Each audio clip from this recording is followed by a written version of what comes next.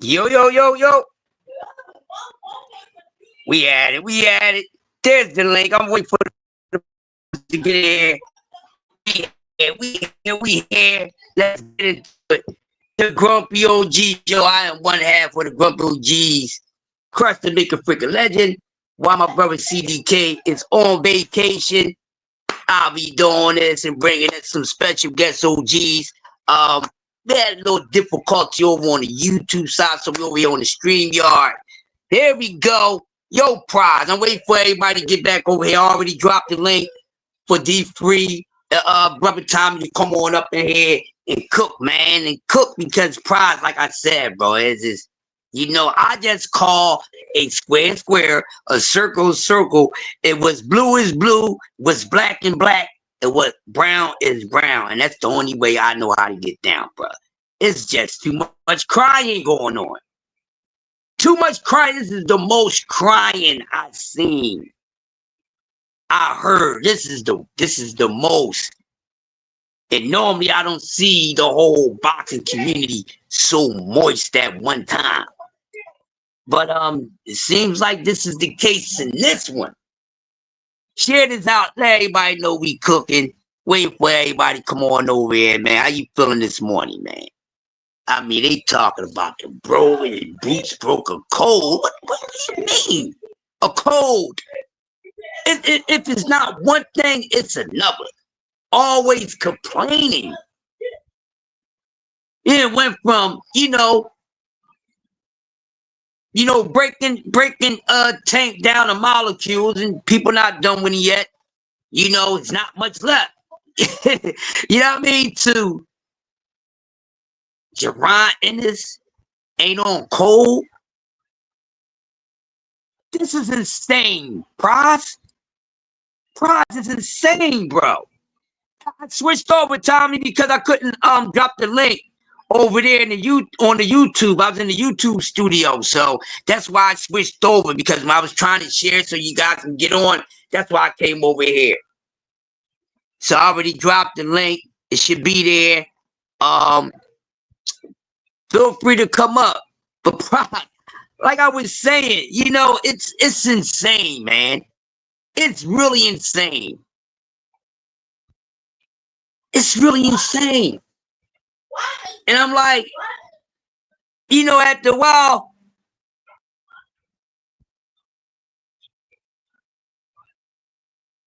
they ain't worrying about that though, Prize.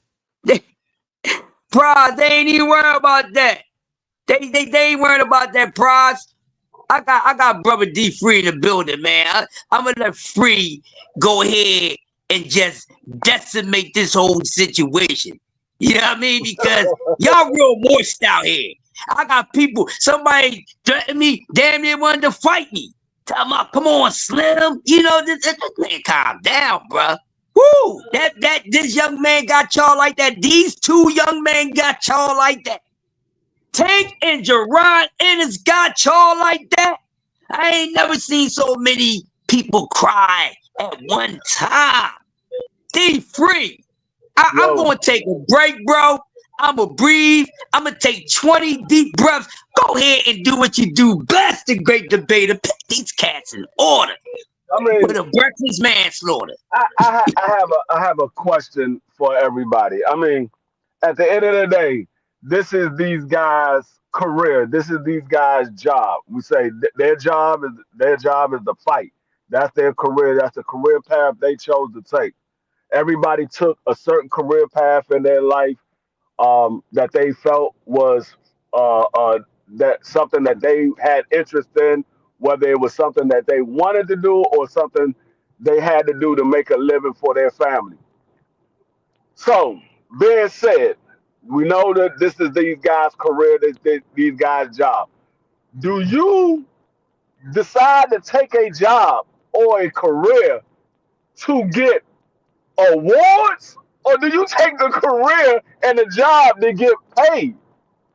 Because it's like y'all upset because these guys ain't fighting for titles. I keep telling y'all, these titles don't matter. They only matter to the fighter that wants to have those titles. If the fighter don't want to have those titles, it doesn't matter to them. It doesn't matter to me at all because I'm not fighting for a title. I don't get to take a title home when the fight is over with. The fighters do. So at the end of the day, when we say that these guys' job, this is their career, their job is to fight. Well, at the end of the day, if that's their job, that's their career, you doing this to get paid. You're not doing this to get an award. Like if nobody ever gave you an award at your job, are you gonna quit your job? No, you're gonna continue on working. You're not worried about getting awards. You're worried about getting promotions, not an award, a promotion. So when you get a promotion, that's more money. So the promotion in the sport of boxing is getting better fights. So or getting a fight that produce money, produce the revenue. So when you see these guys going after the big money fight, you can't be mad because everybody said, "Oh, these fighters need to get paid more." Well, when a fighter go out here and decide to take a certain fight because it paid more, we can't all of a sudden be mad at it. Now you can call it for whatever you want to call it for. You can say, "Hey, that was a duck move. He took that because it was a money grab." That's fine, but you can't be mad at it. See that's the problem. Like a lot of people get mad at the situation instead of just calling it for what it is. The man took the fight because it was more money. Yes, it was a duck move, but it was for more money. He had a legitimate reason why he decided that move. It was because one fight he was offered $10 million, another fight he was offered 40 or $50 million, whatever the person's going to be for him. But it was a significant more money than what he was going to originally get from another fight. So I'm not mad at the situation. I can call it for what it was. It was a money grab. Yes, it was a duck move. Will he end up fighting Lamont Roach? Maybe. I don't know. I can't say. That's that man's career. Whatever he chooses to do with it is what he chooses to do with it. Everybody, oh, well, he's not going into the Hall of Fame. Says who? Which one of y'all are on the Hall of Fame board to say whether this person goes into the Hall of Fame or not? None of us. Not nobody that I know. I don't know not a single person on YouTube that's part of the Hall of Fame board to say that these guys get voted into the Hall of Fame right or wrong. So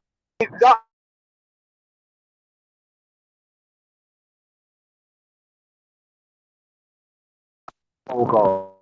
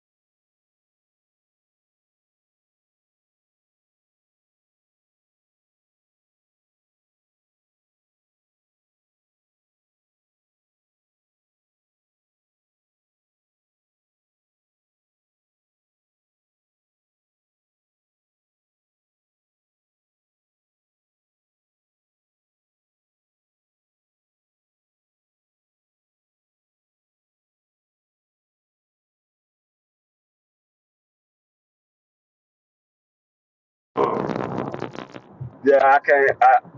I don't know what's going on. My dad on. I got a phone call.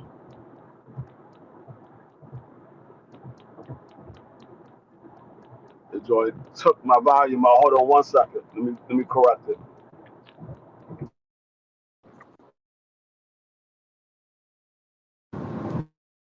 Can you hear me now? No sound.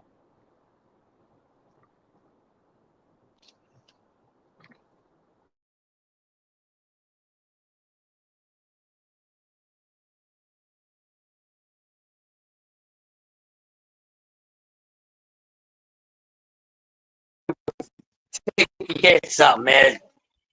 Oh, man, I'm gonna tell y'all something. It's crazy in the neighborhood, man. Okay, It just had a can, can you hear me now?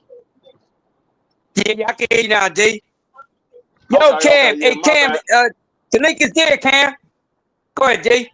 My bad. I had got a phone call. But yeah, so at the end of the day, like I said, we can call it for what it is and not be upset. I mean, the only people that really need to be upset is if you are a fan of the fighter and not a fan of the sport. Because if you're a fan of the sport, you shouldn't be upset because y'all are the same ones that said that these fighters need to make money. They need to get paid for what they do.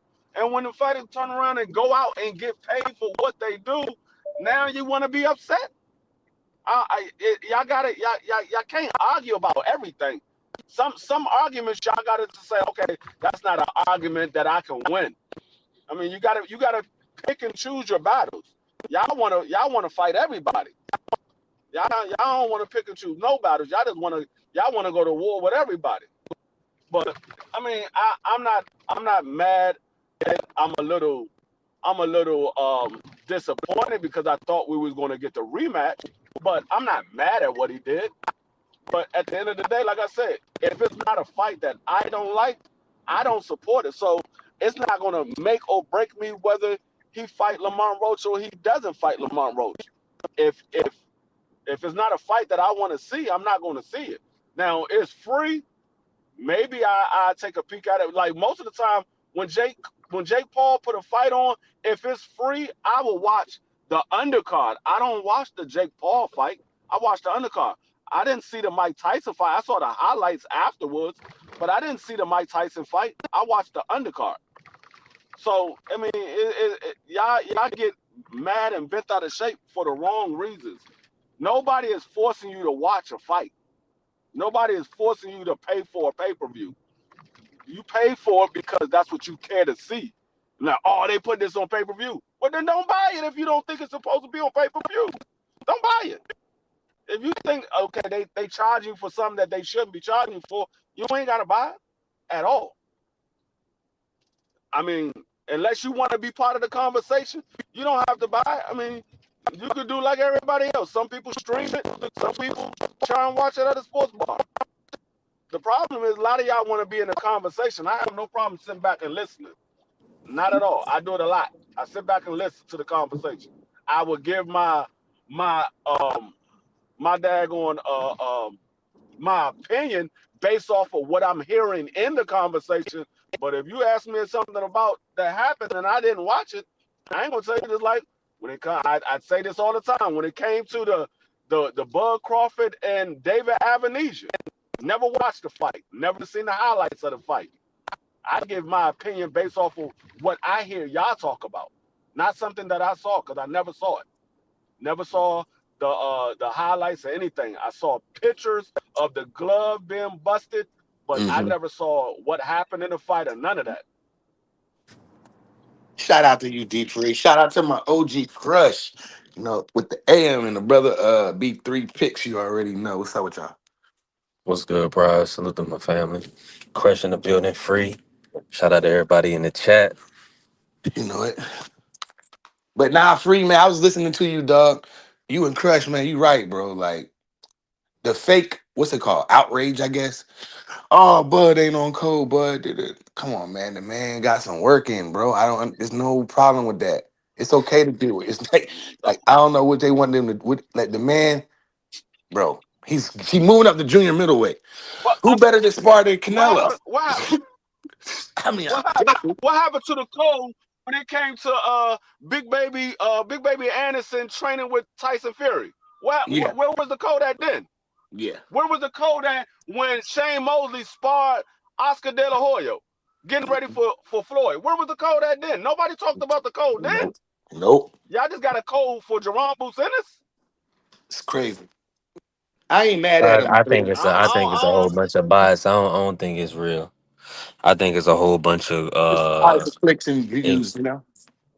well, not even, yeah. I mean, but when you talking about Bernie and Team Bud though, that was kind of That was a bad viewpoint on it, in my opinion.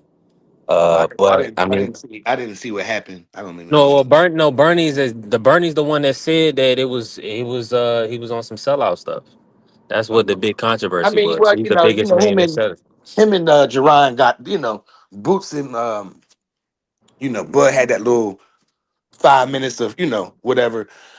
But I don't know why brother Bernie said that. That's BVO boy. You got to ask him that. But I mean, the man, y'all not from Philly, so y'all don't know. The man just had a basketball game again. I think this is like second or third year in a row doing it in the hood, giving back with the kids, hooping, doing all that stuff. That's so he not on code, but he was just in the hood giving back the other day. Other week, just go look at his Instagram. He got Gillian on him. Come out there, they play ball in the hood from his neighborhood. So how's he? How's that not on code? Like, I don't know. They can say what they want though. Brother Bernie's entitled No, to an opinion. I'm not mad at it. no. The problem is people want to use this code and the sellout when it's against somebody that they like, but when it's against somebody that they don't care nothing about, it ain't no such thing as a code or a sellout. Because Mhm. I mean, a sellout is when somebody's going against their own. Jerome Booson is not a part of Bud Crawford team. He's not going against his own. That's a team that he wants to fight against. That's not a team that he is with. If Bernie the boxer was to go help out Canelo, he would be the sellout. Not Jerome Buzinis. They got this whole thing backwards. Oh, and then they always say, oh, why is always this racism in the sport of boxing? Y'all the first ones to bring up the racism. Y'all the first one to bring it up. I mean, it don't matter to me what nobody do in the sport of boxing. They're gonna do what they see fit for their career. We can praise them or criticize them, rightfully so. But I'm not getting mad over any of these fighters in the sport of boxing. Not me. I don't. I'm not that invested in these fighters to get mad over any of these fighters. I'm not that invested. I wasn't even mad at Gary Russell not fighting Devin Haney. And what you think I'm gonna get mad at this? No, I'm not. It is what it is. It's stupid, free. You know, I don't know what else to say. Like y'all, I just told y'all not even from Philly. Y'all, half of y'all don't even know nothing about Philadelphia. That's a fact. The man just gave back to the hood recently. I think matter of fact, he did that before them pictures of him and Canelo surfaced. He already did his annual charity thing. You know what I mean? Brother YSM will tell you that. He goes. So, you know what I'm saying? At the end of the day, business is business. I get that part, but saying the man sold out that's a little tough, you know? Well, Because like I said, he just gave back to the hood recently, and he's like I said, respected in like I his said, city. And he's respected in his like I city. said Go ahead, on, free. like I said on Dub Right Side last night. This ain't the first black person that Canelo ever sparred with, and it won't be the last one if he continue on fighting. Yeah, It ain't the first, and it won't be the last one. As yeah. long as Salute to brother this William man's Old fighting, School. he gonna spar with whoever he wants to spar with, as long as they accept the sparring matchup. Y'all tripping. So why y'all ain't sitting here talking about Bud Crawford or not Bud Crawford, the little Latino dude that Bud Crawford is sparring with? Why ain't nobody talking about him selling out? Because he sparred with Bud Crawford on the regular, but ain't nobody talking about him selling out, and he's getting ready for Canelo. Like I I don't said, think it's a sellout. y'all pick and choose who y'all want to talk about as a sellout when it comes to your favorite fighter, and just Yeah, instead of just either you keep it consistent across the board or you leave it alone. yeah, Just say, okay, like I said before, I commend Canelo Alvarez for reaching out to Jerron Buzinis, yeah. because the object of the game when you sparring somebody getting ready for a fight is to give him a imitation of the person that you're about to fight. And we Hmm. always compare Jerron Bruce Ennis to Bud Crawford. So who more likely going to give you the comparison of Bud Crawford than a Jerron Bruce Ennis? Name another person in the sport of boxing that you fight similar, that you think that fights similar to Bud Crawford outside of Jerome Booth Ennis. Yeah, I'd probably I sit there and guarantee you scratch can't my name head. one.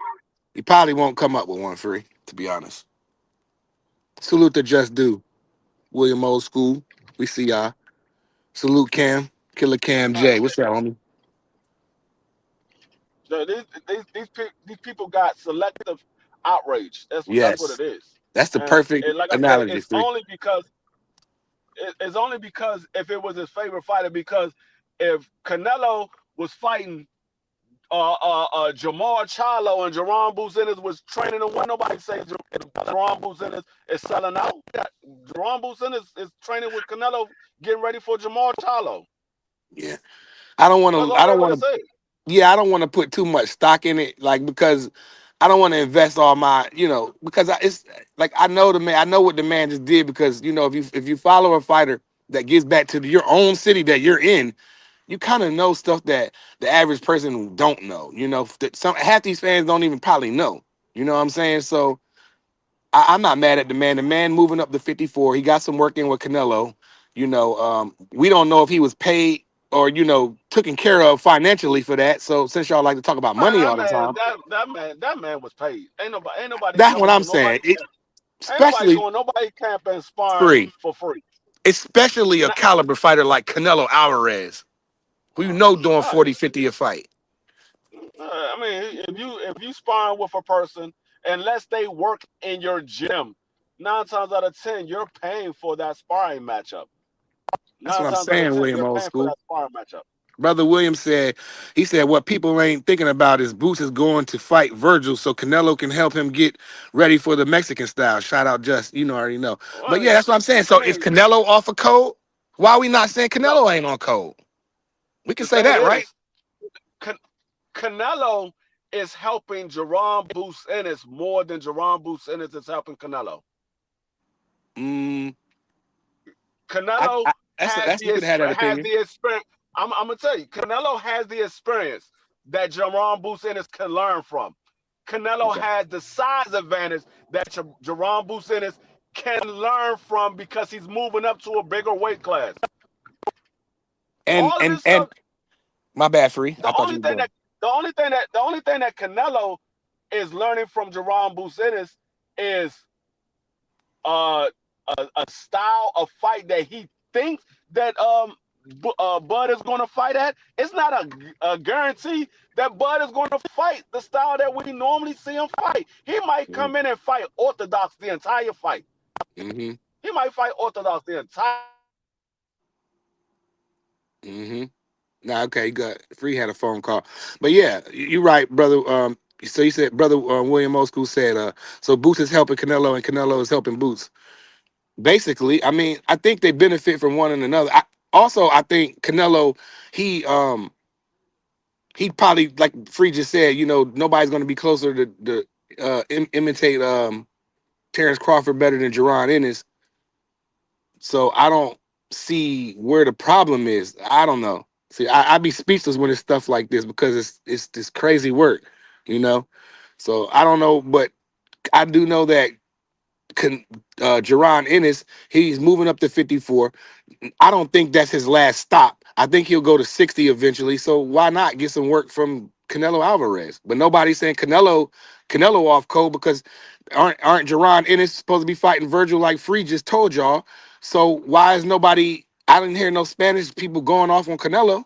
So, but it's only like Free said, it's only certain fighters. You said Bud can't stay orthodox for a whole fight. I kind of agree with that. That's kind of I can't like, but like Terrence be switching like so he definitely going to show.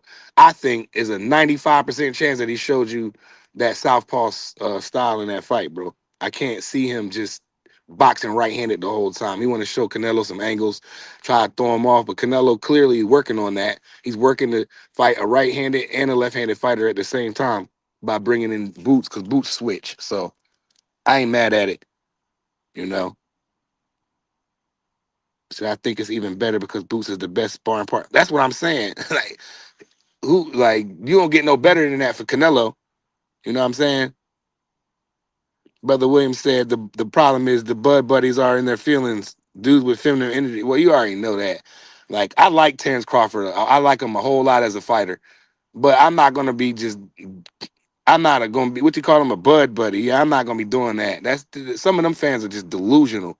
The same way the rest of the other fans are. You got Tank fans. Well, I don't even know what you already know about that. Then you got Devin Haney's fans. They be going crazy, and I rock with Dev heavy. I've been rocking with Dev for a minute. You know what I mean? But it's only certain fighters they pick to snap on, go against. Why can't you like all of them? Why can't you like Tank, Shakur, Bud? All the brothers, Boots. Why you don't have to pick one? And so it don't work that way for me. You know what I mean? I rock with whoever I rock with. If I support them, then I support them. If I don't, then I don't. That's it. But they be so in love with fighters. It get crazy with that feminine. Then you start seeing that's where brother William just told y'all. Then the feminine energy start coming out. You just like, bro, like, come on, man. What is like? It's what's happening is YouTube, the boxing community on YouTube is starting not to get fun. Everybody's at war with one another. You know what I'm saying? So it's getting to the point to where coming up here, it's getting corny, man. You know what I'm saying? Coming up on YouTube with these weird. Half of them don't even know nothing about boxing. You know what I'm saying? Right, me too, William. Me too, brother William. I'm a Tank fan too, a Tank supporter, but I'm not going crazy like some of these dudes, man. Some of these dudes just you would think they was, I ain't gonna say that, but you come on, man. It's just weird. It's just weird, bro. I'm a Tank fan too, but I'm not gonna be going all. If he do some nut shit, then I'm gonna call it out, point blank. Period. Same thing. Deb, that's my man. If Deb did some crazy stuff like this, then we'd be on his heels. I promise you that. I promise Crush will get up here and get on his ass. I promise you D Free come up here and go and get right at Death. Right on him. Get right on, go right for him. Because that's what we do over here. You know what I mean? Crush, you back, brother? Yeah, I had a phone call, man. I All was good. at a phone call. Yeah, Free did I was too. He be holding it back. down. I appreciate that. Yeah, Oh already. yeah, We I just had a sitting here phone talking. call. I was just Yeah. telling them boys Cook like you they call supposed him to. they called Jerron a sellout, Crush, but the man just had the basketball game for the hood a couple weeks ago. But he a sellout though, which is crazy.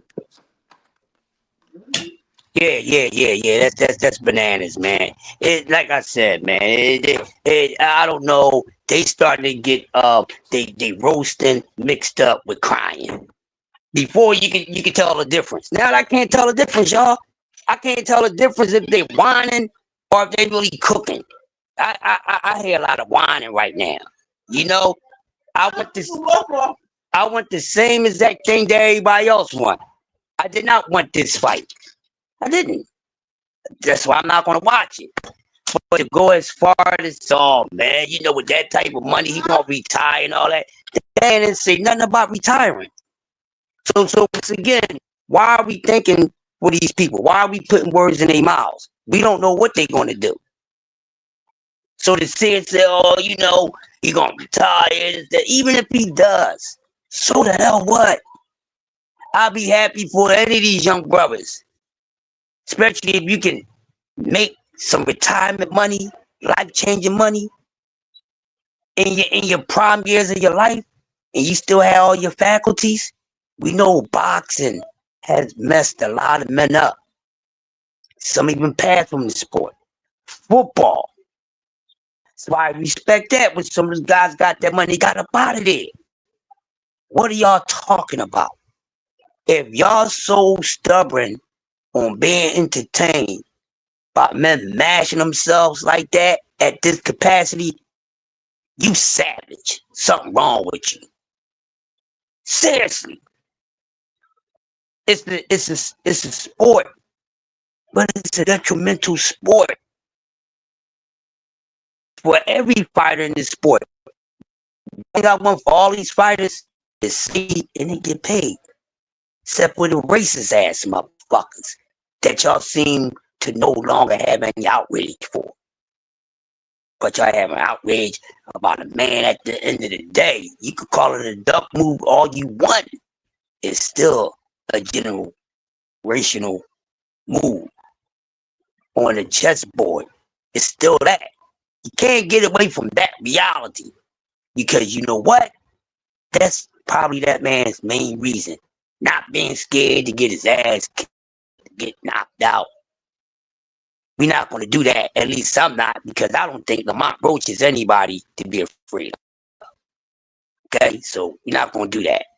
You know, but selective outrage, I'm sick of it. They starting to cry too damn much. They ain't cooking, they frying and crying. They wetting themselves and they really deep frying themselves. Give a damn how fancy they sound and all that. That's the way it is. And that's why I'm most hated. Because I don't go for that bullshit. Old school in the building. One half What's of the up? angry white man. What's up, What's my up? guy? What's up, fellas? Cook they ass. Cook they ass, old school. I ain't gonna lie, Crush. I kind of blew on Tank the other night on my Yeah, show. I was upset. I'm kind of calmed down a little bit. Reason why I'm upset with Tank is because I've been defending him for forever, it seems like. right. And there's certain fights I want from this dude because I have been defending him. And I know he can beat these guys. What I'm worried about is he gets the bag and walks away, and then we don't get the fights we want. Right. And that has me upset, bro. It really does. I hope to God I'm wrong. I pray I'm wrong because I want to see him fight these guys. I think he underestimated Lamont. I don't think he took it serious. He went in Mm-hmm. there and he just tried to box Lamont half-ass, and you see what happened. He can't do that. He's got to be all in when he fights. Same with Shakur. I want to see him fight Shakur. I want to see him fight Devin. I hope they can work out some kind of weight deal to where they fight. That's all I have to say about that. As far as Bud goes, bro, we got guys with feminine ways, dude. That's all I can. That's the only thing I can come up with these dudes, bro. It's like you are acting like women. They really are. I've never seen somebody complain so much. Right? You know how many different races of fighters there are, and how many have helped each other train for their opponents. This has been going on since boxing started. Now all of a sudden, it's a big deal because Boots is helping Canelo, and Canelo's helping Boots, and I do mean Canelo helping Boots because he's probably trying to get Boots ready for Virgil. You know, and who else is going to help Canelo for Bud? But this has been going on since boxing started. Why are we now blowing a fit over it? It makes no sense. Tell me if I'm wrong, please. Nah, I'm with you. I'm with you. Go ahead, keep cooking. Bro, we just got to quit this shit, dude. It's boxing. It's not that serious. It's absolutely ridiculous. That's all I got to say. Go ahead, fellas. Yeah, I agree with you Kind of hard 1000%. to kind of hard to go behind that, because that's just some real spill. It is. Prize. I got into you ready to cook, and you can just slide on it whenever you're ready, bro. I You know how bet we get down. But already. it is. It's sad, and this is the reason why a few of, especially most of my brothers in STN, I'm saying that now it's time to start focusing on what's next. These dudes is now, and they near is near. All of them. They near is near.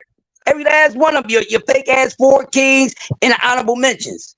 Because they still haven't done a damn thing yet. They haven't. They all incomplete. Not just one man, not just two man, all of them. Because ain't none of them really gave us any fight that we really wanted to see. Well, maybe 1 or 2 fights on some real shit when we break it down. But we tired of repeating that. Far as Devin Haney, that fight is not going to happen. So I'm past that. I'm past that. Dev, go do what he need to do. I'm cool with not seeing Dev and Tank. I don't have to see Tank fight all these dudes. As long as he get a couple of these guys that we want to see him fight, that's fine. He's not gonna fight all of them. That's just the fact. But as long as he give me if he don't get, I'm past Dev. But damn it, he got to give me Shakur. I'm past Dev. Dev at 147, Tank down at 130. I don't want to see that shit, y'all. This is just me. I don't want to see no catch weight, none of that. I don't want to see that. Let Dev go ahead and dare to be great. Stay at 47 for as long as he can, and when he's ready to go up to 54, go ahead and do his thing then. You see what I'm saying? That's how I feel. That's the way I feel about it. So I'm past that part. Another one I want is Tank and Tio, bro. Well, I got a bounty on Tio. Y'all know anybody that can get in there and break the dude up. If anybody need to get the hell out of boxing, and it's not good for the sport of boxing. If we gonna talk about a fighter that's not good for the sport of boxing, you Morse meters, we really gonna talk about somebody that's not good for boxing, and damn sure ain't no Tank Davis with bitch ass moves. Goddamn Tio Fimo Lopez, who hates you brown shaded people. Who are super lineal and all that still can't get paid. Still ain't made a million. Lineal dude, he's barely making $2 million. He said he's never made I a don't million. even want this dude to get paid, but I want him to get broken off something proper. Because I don't like that type of energy, and boxing definitely don't need that. I'd rather accept a man making a bitch move and a motherfucking money move for his fucking family than keep on taking his bullshit. We want to see Tio. I want somebody to put this dude in the dirt, getting the fuck up on out of here. Because he's bad for boxing. He goes, I ain't gonna miss him. Right. I don't think Tio makes it past round 4 with Tank. I'll be honest.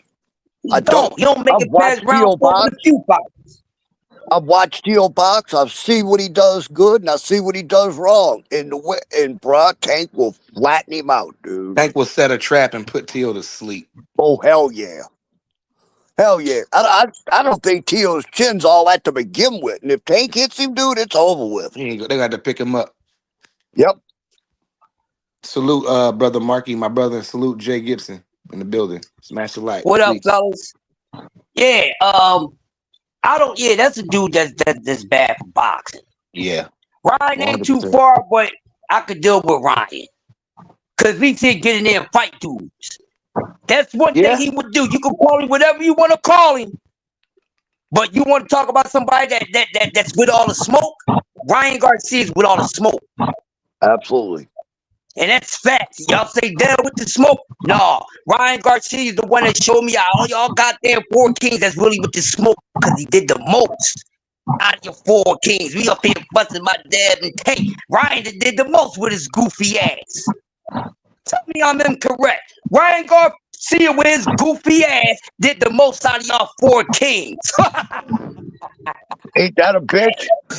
Ain't that a bitch? That's something for y'all to go home and marinate on. What we talking boxing? Yeah. I mean, telling you, Ryan is a piece of trash too. Go ahead. Yeah, real quick, Prize. I told y'all, I always got a subject that you motherfuckers don't touch on. There it is. There's another one. Eat it up. We talk about dudes being goofy, and this goofy dude did the most out of the damn 4 kings.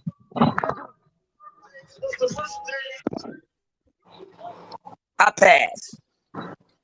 Look, as far as Ryan goes, if Ryan would ever dedicate himself and actually do the right fucking thing, that kid could go a long ways, bro. He's got a lot of talent. But he's so fucked up in the head, and I blame his parents for that shit, that he's never going to actually be what he should be. I don't think he's that good. I think his skills are very limited, but that's just me though. He has some talent in his left hand. He got the frame. He's tall, but he's never been a champion. You know, it's a lot of red flags with Ryan for me. You know, he stands up tall. You know, he'll throw the same punch over and over and over again. You know, and once we saw what Rolly did. Once you feel Ryan power, he don't want. Once Ryan feel your power, he don't want to fight no more. So I think he's very limited. His skills are limited. I don't think he's gonna get because he don't dedicate himself, bro. Yeah, you might be right on that one, brother. But like I said, his skills are limited to me. He's just okay. When you got a guy drinking beer while he's in fucking camp, that's not dedication. Yeah, I think that was all Cap, I don't think that he was really getting fucked up like that. I think that was just all mind games. I don't know. All I know is I see he gets kicked out of Canelo's camp because he's not showing up and working out like he should. He gets kicked out of Derek James' camp because he's fucking up. I mean, that's not dedication to me, dude. You Yeah, know, put yeah, no this doubt. dude. If this dude would sit his ass down and think about it, am I going to be in the sport? Am I going to do the right thing? And he actually does, I think he could go somewhere. But he's got to make that up for himself. And I don't think he ever will. I think Ryan's just going to be talked about for a long goddamn time. He's never going to hold the belt. He's never going to get the gigantic fights he really wants because he's not going to dedicate himself.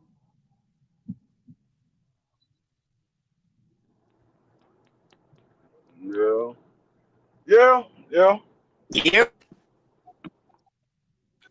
It is what it is.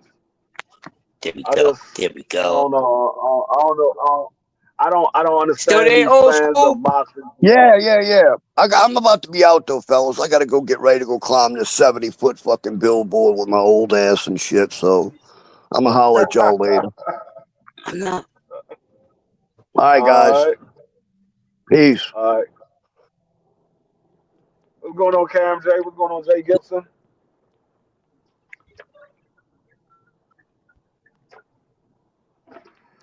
Yeah, buddy. Right, old school fell off. See if you come back in, man. But this is ridiculous, fella. This is ridiculous, man.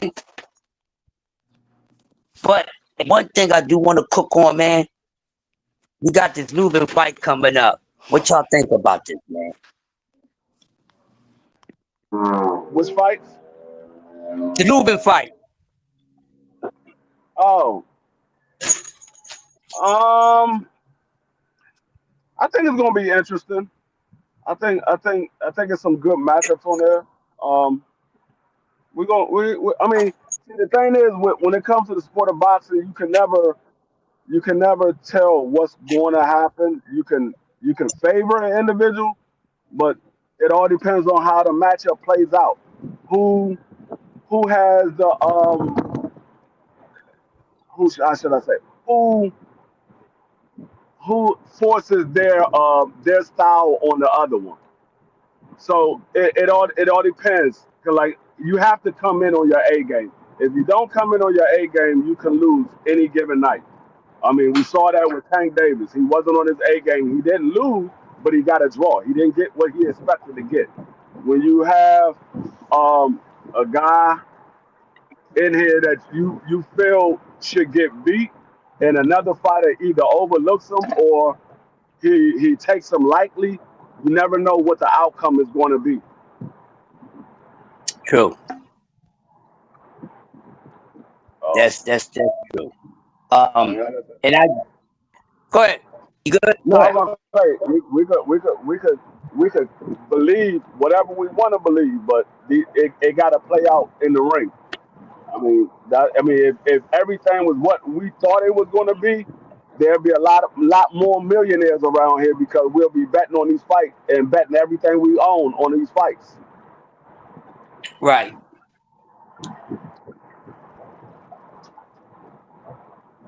When most schools said, by the way, I can't stand Canelo. We know that.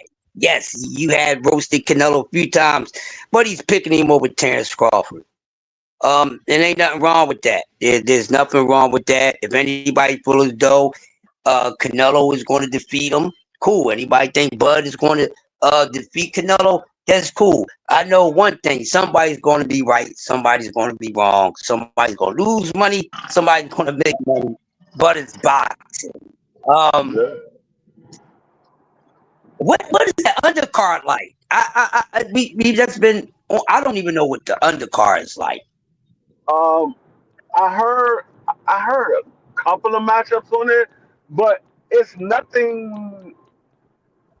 I mean, on paper, it's nothing that's really eye catching. Because Okay. all of the better fights are on the November 22nd card. To be honest with you, all of the better Right. fights. Um, but I mean, it's some interesting fights, but like I said, there's nothing that's really eye catching. The main event is probably the most eye catching fight when you look at the card and you be like, okay, what fight you really want to see? It's gonna be the main event is probably the biggest one that everybody points to that they want to see. But I mean, there is some other fights on there, but nothing of note that you say, okay, yeah, I've been waiting to see this matchup. I haven't seen Right. anything yet out of the ones they talked about because they spread it out. I think they spread it out through 3 days. They're supposed to start Friday, and then they got the main event on Saturday, and then they got something on Sunday. So I don't know. We'll see how it goes. He said, "Don't like our bud move. I got CBD." Jay Gibson. What's going on, BBO? BBO the building. What's up, BBO? BBO was acting a fool I last was night. I was going I was going to do a live yesterday, but I was like, you know what? I'm not even in the mood. When that daggone Terry McLaurin news broke, I was going to go live, but I was like, I just wait to do it on my live. I mean, everybody, pretty much that all the people that I watch, they already had talked about it, so I was like, I just talk about it on my live. Right. And one of the brothers that's left, that's put in our group chat that they think they banned. Wow. We'll look into that. You said they think they what? They think they banned. Look at our group chat. Hold on, let me look at that real quick. Yeah, BBO. I'm excited for that. Yes, y'all. Make sure y'all tune in tonight. 8 o'clock Eastern Standard Time on Roll with the Punches. STN. Oh, We have oh, Shoo Faber coming in tonight. So we have Bruce Carrington Sr. coming on tonight to chop it up. And he's gonna get interviewed by none other than the great debater D Free, the right side of BBO, and the rest of the fam will be there. I'm looking forward to that interview there. That's what I'm and this, excited for. So salute to BBO. yeah, this is Congratulations on getting another dope interview. So make sure Yeah, y'all this be is there. this is with with the father. It's not with the son. We did an interview with the son, but this is the father. So I Yeah, mean, a lot of people never really talk to Shutu's father like that. At least I haven't seen him on any interviews like that. I think I might have seen him on one interview, but I haven't really seen nobody talk to Shushu father like that. So I think I mean, it's going to be very interesting, very educational, and knowledgeable for the people that haven't spoke to Shushu Father or don't know about Shushu Father. Can you hear me, Free Crush? yeah, you good, Yeah, you we good, can hear you Prize. Yeah, I now. got kicked out. I thought it was Crush messing up, but it was me. I'm in the country, man. I leave, go back to the city tonight, but Yeah, we Okay, can hear you now. yeah, you good, I bet. Prize. Cool. Check. Loud and clear, bro. You good. I bet. Yeah, so I'm excited to see what questions you guys is gonna come up with, but it should definitely be a very informative one. He gets to tell his side about how things start out with Shushu and things like that, and what he's looking forward to, and what's the next move and things like that, and probably what he feel about today's boxing and some of the fighters and some of the situations that happen. The STN got some questions for these guys when they come on to get interviewed, which is a great thing. You always get great questions, and these guys always respond very well, no matter if they feel as though they're in a hot seat or not. So these interviews be very good. So keep on doing what you're doing with the interviews, STN. You're hot, baby. You're hot. Hmm. Yeah. They be getting them people. Yes, sir. I mean, yeah, I mean that's one of the benefits of going to the fights. We're able to get certain fighters that we normally wouldn't get. I'm still working on the daggone Winky Wright fight, and I'm working on the daggone Amanda Serrano fight. Mm. Mm. I mean, That'd be I'm dope. sorry, I said fight. I mean Interview. Winky I know Wright what you We know meant. what you interview meant, and free. Amanda We know Serrano what you meant. interview. Yeah. I'm If still you get working to on talk to that. Winky, bro, put me on, man. That's my guy.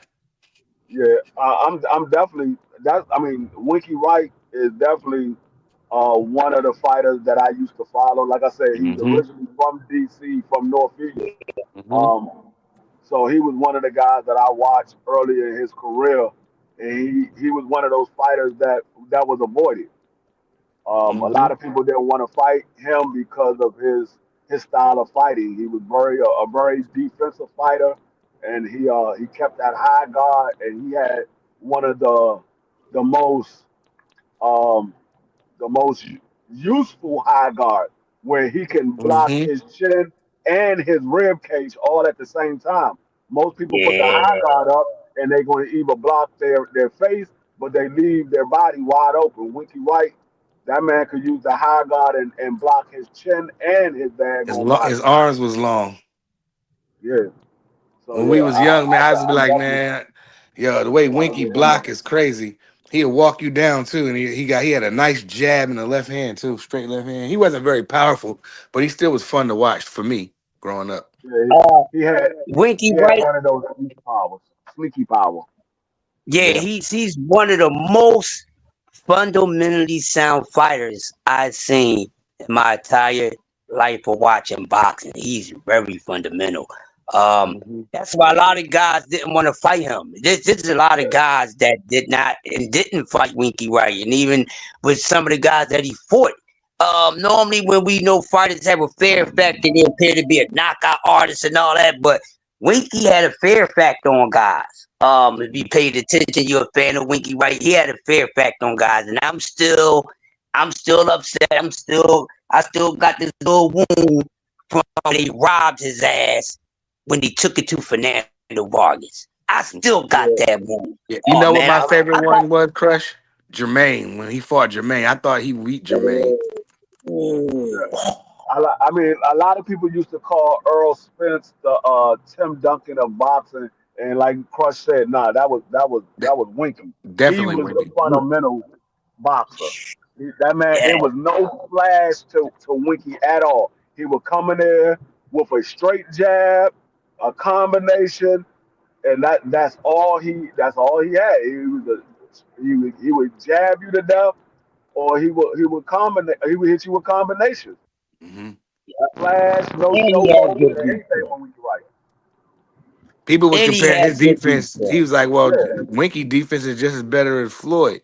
That's why they wanted to Yeah, see yeah, Floyd move up to 54. But I think Winky was a little too big for Floyd.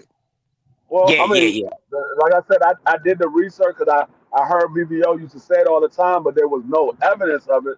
So I went and did the research, and it wasn't. It was. I mean, Floyd did call out Winky Wright, and they set some stipulations for Winky Wright, but Winky Wright accepted all of the stipulations, and Floyd backed out of that fight. Yeah. He So got there was some truth to what BBO was saying. I never heard anything about it, so I didn't know that was true. And like I said, I went and did some research and I looked it up, and yeah, Floyd called out Winky Wright, and Winky Wright accepted it. Yes, they and then Floyd went reneged. involved with all that. Yeah, I think Floyd knowing that was a bad stylistic matchup for him. Winky's too big and too defensive minded, and too fundamentally No, sound. Like Free just told you, it's just a I wrong can fight. tell you right, I can tell you right now without a shadow of doubt, Floyd would have lost that fight. And Yeah. Winky was a left-handed too, so now like Winky would have it would have been too complicated for Floyd to try to land his straight right hand down the middle because of Winky's high guard. And the stab jab, I mean, maybe he can get him with it, but I don't know. But like I said, that's not Winky was too big. Winky should have been in middleweight. You know what I mean? But my favorite Winky fight was against Jermaine. I thought they rumbled, man. That was a good Oh, ass that was fight, boy. classic fight. Go watch Y'all Winky ever Wright seen that versus fight? Jermaine Taylor Yeah. Yeah, for yeah. y'all new Yeah, fans. If you ain't never I mean, see that. I used to like Jermaine Taylor as well. I Oh was yeah, a bad huge, Yeah, intentions. Oh yeah, yeah, yeah.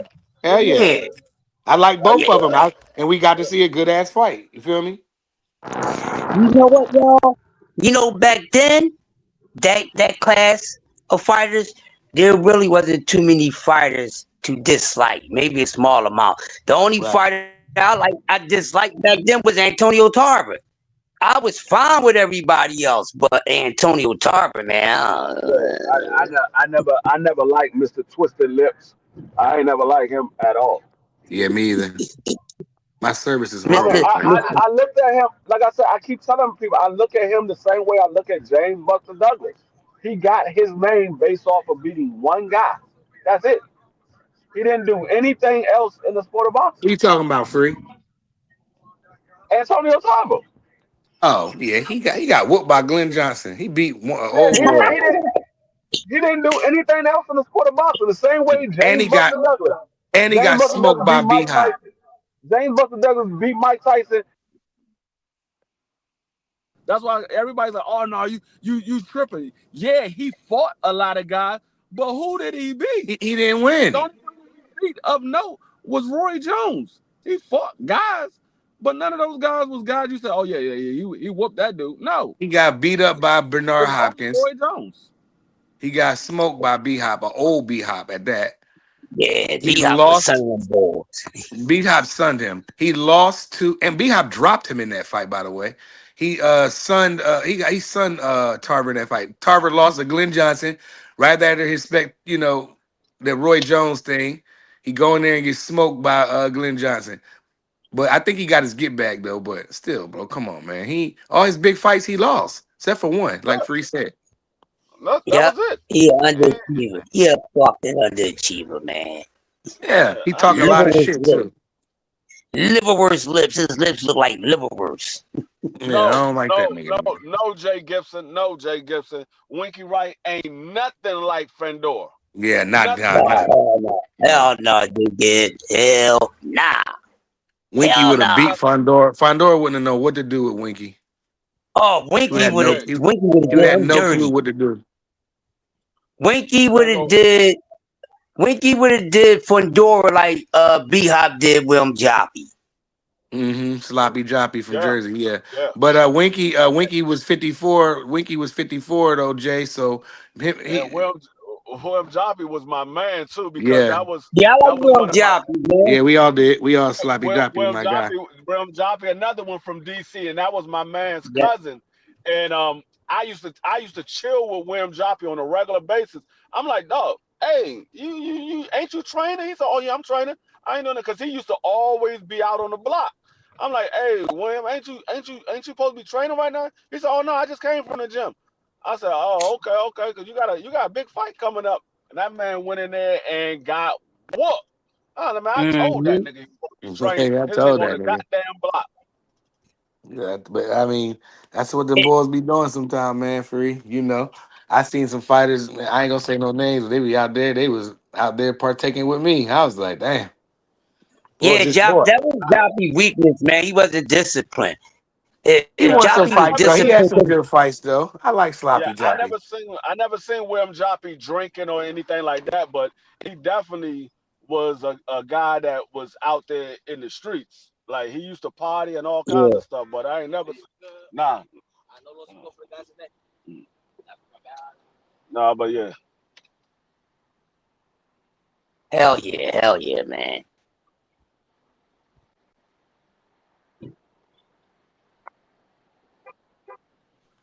Yeah, I rock with Joppy Yeah, though. You know what I mean? yeah. I rock with Joppy, man. Yeah, I rock with William Joppy Joppy, had some man. nice fights. I think he was born out, or he either moved up not too far where I used to be at out in Jersey. Yeah, man. He fought some good Joppy. fights. He ain't Oh win no yeah, more, Joppy. Yeah. Well, Joppy with the smoke, he'd get in the ring with anybody, man. Yeah, Yeah, he was getting in the ring with anybody. But see, back then, Pride, that's how it was back then, bro. like it wasn't You, hardly nobody he didn't like. Like you said, yeah, you couldn't go wrong, man. Dudes is getting in there, man. They wasn't with all that stipulation stuff, man. None of them. they was rumbling. They was rumbling, man. These guys was rumbling. You don't even And got to go back to the 80s and 90s. You can go to yeah, the early 2000s. There was some good rumbles. yeah, I was about to say that Prize, even from 2000 up to right before the pandemic, I think from 2000 to 2012 was a nice run. You know what I'm saying? When guys Yeah, is really good. There's too many stipulations now, man. It really is. And And it's a shame because there's a few fighters that's in this sport that's not a part of that, but they in the mix. You see what I'm saying? And these are the guys that I want to see. You know what I mean? Because these guys, these younger guys really want to get in the ring. They would have been gotten in there with each other. If it wasn't for the promoters, me and BBO would have got the matchup that we wanted.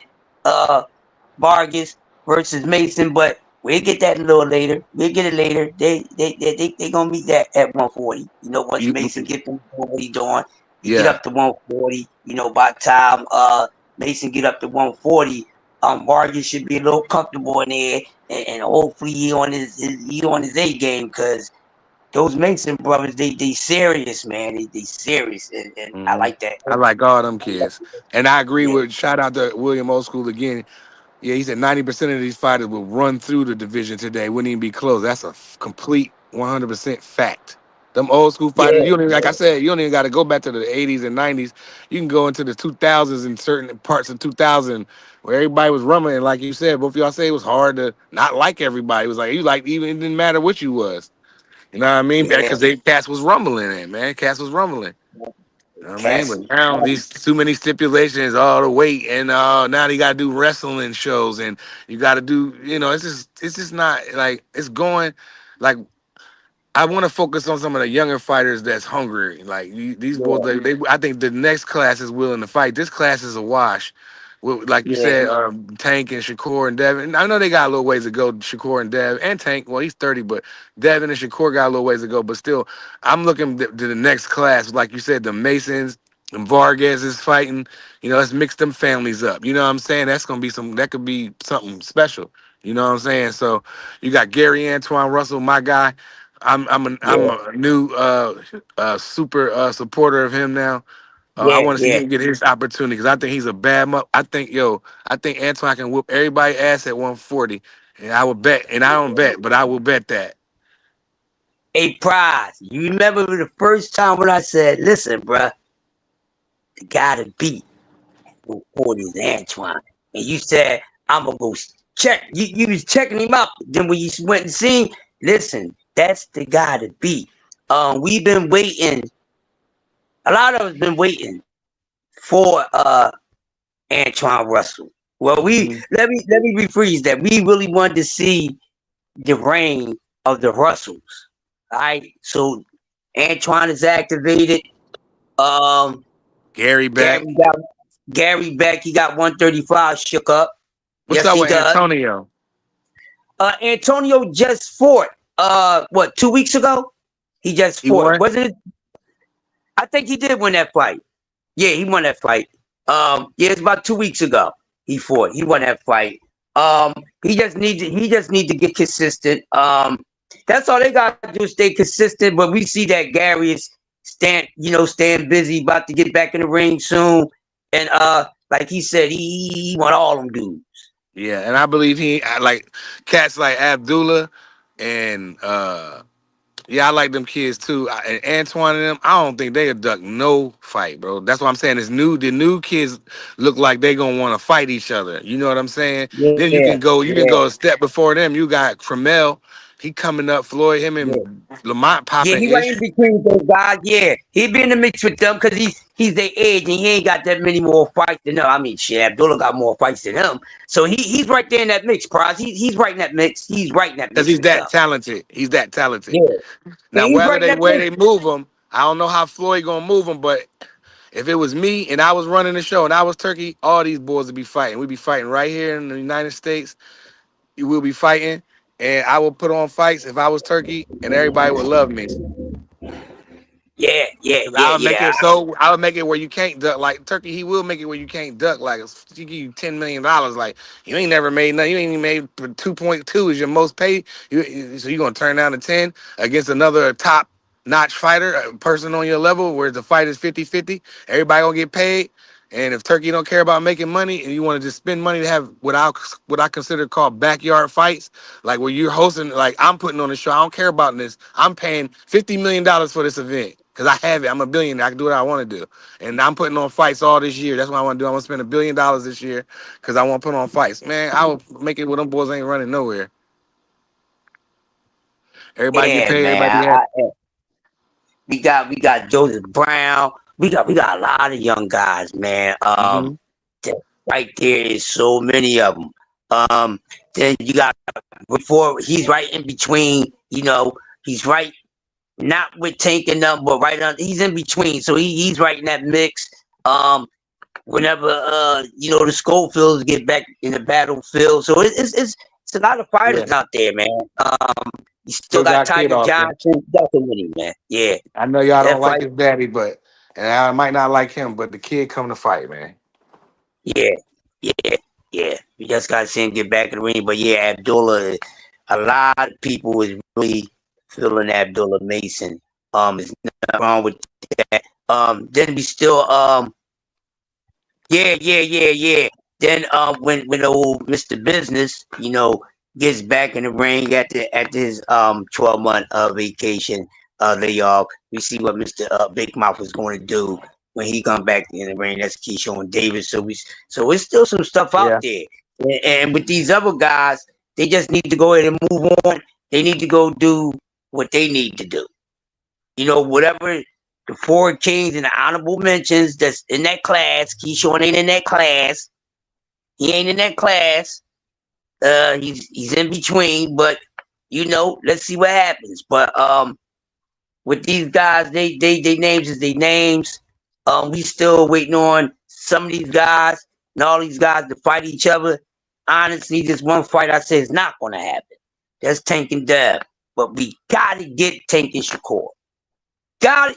Shakur and Tank must give us that fight. Not just Tank, not just Shakur. Because we ain't gonna get Dev and Shakur, and we ain't gonna get Dev and Tank. So Tank and Shakur better give all of us Tank and Shakur. I don't give a damn how I get done. Tank can fight Shakur at the come back and fight Shakur at the Jake Paul, and he can freaking retire, in my honest opinion. He gotta give us one of those, all right? We just not satisfied. Well, a lot of y'all don't like his resume, but everybody's resume is around the same with these guys. Just be honest. It's just how these guys go in their career would decide who resume and career is overall better, but they all still got work to do. Hattie up in the building. What's up, Hattie? Give me a second. You got the floor. So, but they must. That's on the both of them, y'all. And I'm calling it right down the line. It's on Tank. It's on Shakur. I don't give a damn if I don't ever see goddamn the Roach rematch. Cause that was a fucking fight we was never supposed to get. But because of whatever reasons, we wound up getting it. We got it. Something came out of it. I would like to see it. But if you want my honest opinion, I want what I've been waiting for before this man became a damn factor. I want Tank and Shakur. That's what the hell I want. That's what I want. I I don't don't think we're want gonna see it fresh. no. We'll get that before we get mother. We ain't. That's another one. Cause we definitely ain't getting no Tank and Dab. Y'all can Tank about to forget run about away that. with the bag, and we won't We see don't him until know. We don't know, bro. We can't say what that man's going to do, and that man didn't even do it yet. I think This he's is what gonna I'm take the talking. money and run for at least a I year. don't think. I don't think Sort so, out his bro. life. He Let's should. let's He let's, should let's for wait. Crush, and I'm gonna tell you why. He should take the since he's already doing it. He's already been criticized, so it's already happening. So he should take the bag, go sort his life out, get toxic cancers out of his life. You got the money now. Sort your life out, and then come back and give us what we want when you're 31, 32. You still be okay. You're not 40. You're still a young man, and don't No, still work out and stuff, and then come. I think that's what he needs to do so he can come back, so he can make a decision. Does he love boxing? Does he want to do this? Because you got the time and the resources to do it now. You can sit back and no, think about what you Pride. want to do. He has to, because his head ain't in the game, bro. Not the real game. And listen, nobody gave a fuck about that when his goddamn exhibition fight was announced. I hear what you're saying. A I lot of love what people you are said. pissed. Yeah, but nobody spoke on what you just spoke on. That was very important. That's about the best thing I heard, and even from what the fuck I said in all these times. It's the most realest thing that I heard about the situation. It's just bad timing. Because fuck that. The OG ain't gonna keep waiting for a damn thing. Ain't no take no time off. Act motherfucking Jake Paul. Jake Paul is the time off. What are you talking about? It's Yeah. a fun fucking fight. You making easy money. That's the time off. Get back to business like everybody was saying. No, he don't get to do that.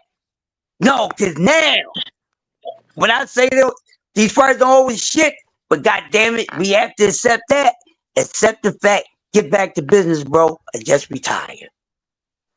Yeah, that's why I There's no said other out. his head ain't in it to me.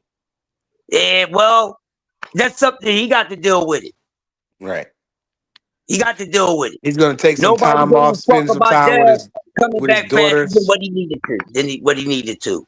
He's gonna So take some I ain't time. gonna Why? look I'm at it. telling you what he's gonna do. He's gonna take some time off with his daughters. He got all this money. He gonna do some properties, some spending. He gonna do some things, and hopefully he stay away from that baby mama and sort his life out. Get yourself together, and ask yourself, look yourself in the mirror. Do you want this? If not, then you got, like you said, you got the money. Just stay away, bro. Don't keep, you know, Well, playing until with your he fans' head, treating your fans the way he do. Because like I said it on the other show, Crush, like, all right, for instance, like a couple weeks ago when they had the fights down in Philly, South Philly, like I was walking with my daughter, I had my daughter with me. I spoke to J Rock. I said, "What's up, J Rock?" He shook my hand and everything. Cool. If I they seen just that got nigga free Tank in shit. public, I wouldn't say shit to that nigga, bro. I'll just look on him. I look and keep it pushing. Cause you don't know if that nigga gonna snap on you. It's just little Yeah, shit. It's just little shit for me with him. But I don't no. think nobody can beat him if his head in the game. I don't think nobody can really. I don't care about that Lamont shit in the way he was. If that boy come in there shit 100% focused, Tank Davis is hard to beat, bro. It's not very many people that can beat him. He come in there 100% focused.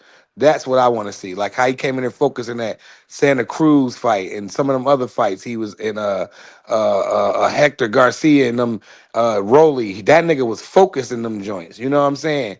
We criticized him for not fighting black athletic fighter. He went there and smoked one. You know what I'm saying? Like so, I think he got it, but does he has to look himself in the mirror? Do he want it? But here's the thing, Prize. Well, you just said we criticized him for not fighting black athletic fighters. The rest of them ain't for no black athletic fighters. I ain't see that with a black athletic fighter yet. Not one. Not one. Not one. This is no throw at him, but he hasn't fought one yet. Okay, don't say it at the same time, y'all. He's scared of me. Still hasn't fought You wouldn't one say yet. Regis is not one of those black kind of athletic. He's not No, really that he athletic, wasn't but athletic. That no, nigga he's really had not. But athletic feet. How he's athletic? That motherfucker got semen for goddamn feet. Slow ass foot movement. They ain't athletic. No, Prize. And this is no right, slight to him. no He diss to shout hasn't out fought. Regis. He hasn't fought a black athletic fighter yet. Matter of fact, outside of Regis, and he's mixed, we haven't seen this man with any black fighters.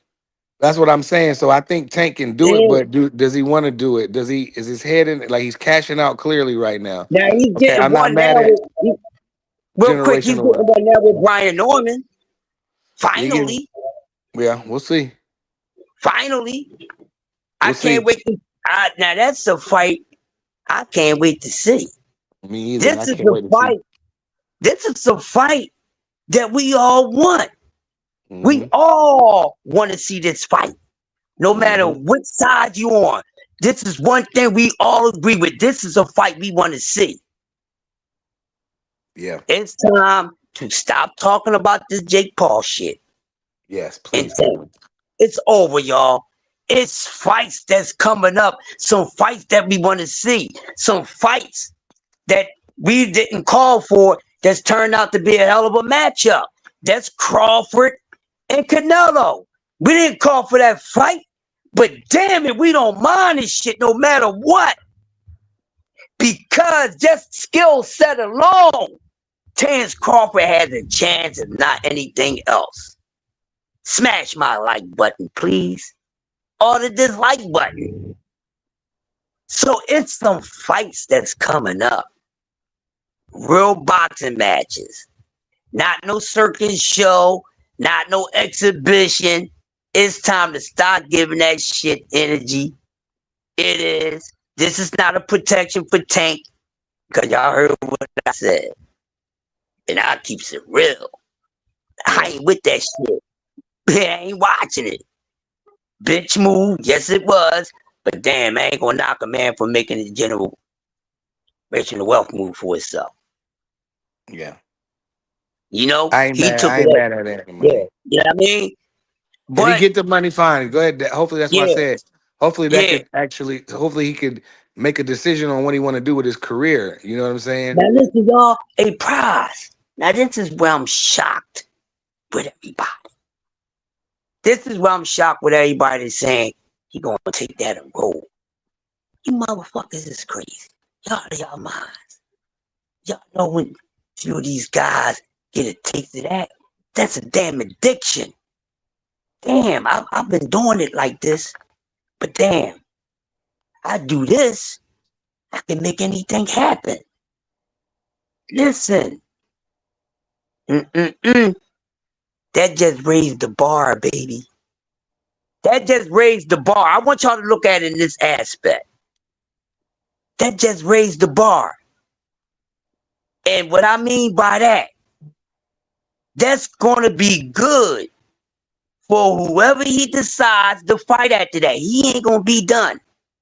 I don't think he's done until he tell me he's done. So I'm not going to give him that.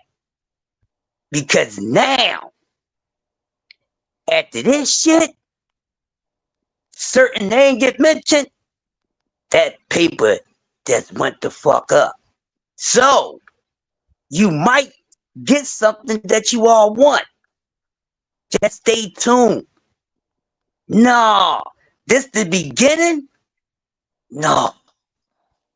Get my mind right. I'm gonna get this motherfucker. Can't stop, won't stop. It's like a can of Pringles, man. It's like a can of Pringles. No, TV, what up, TV? that's too early of a cash out.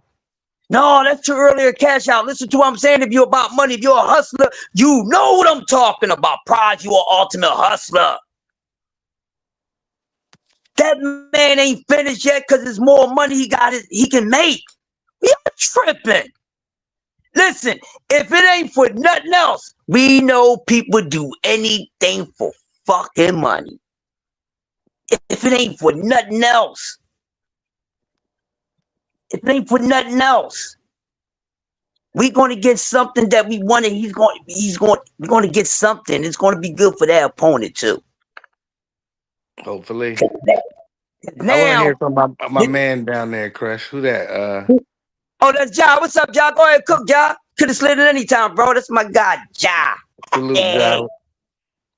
what's up? What up with What you y'all? got on all? Salute. What you got on? What you got on all this, homie?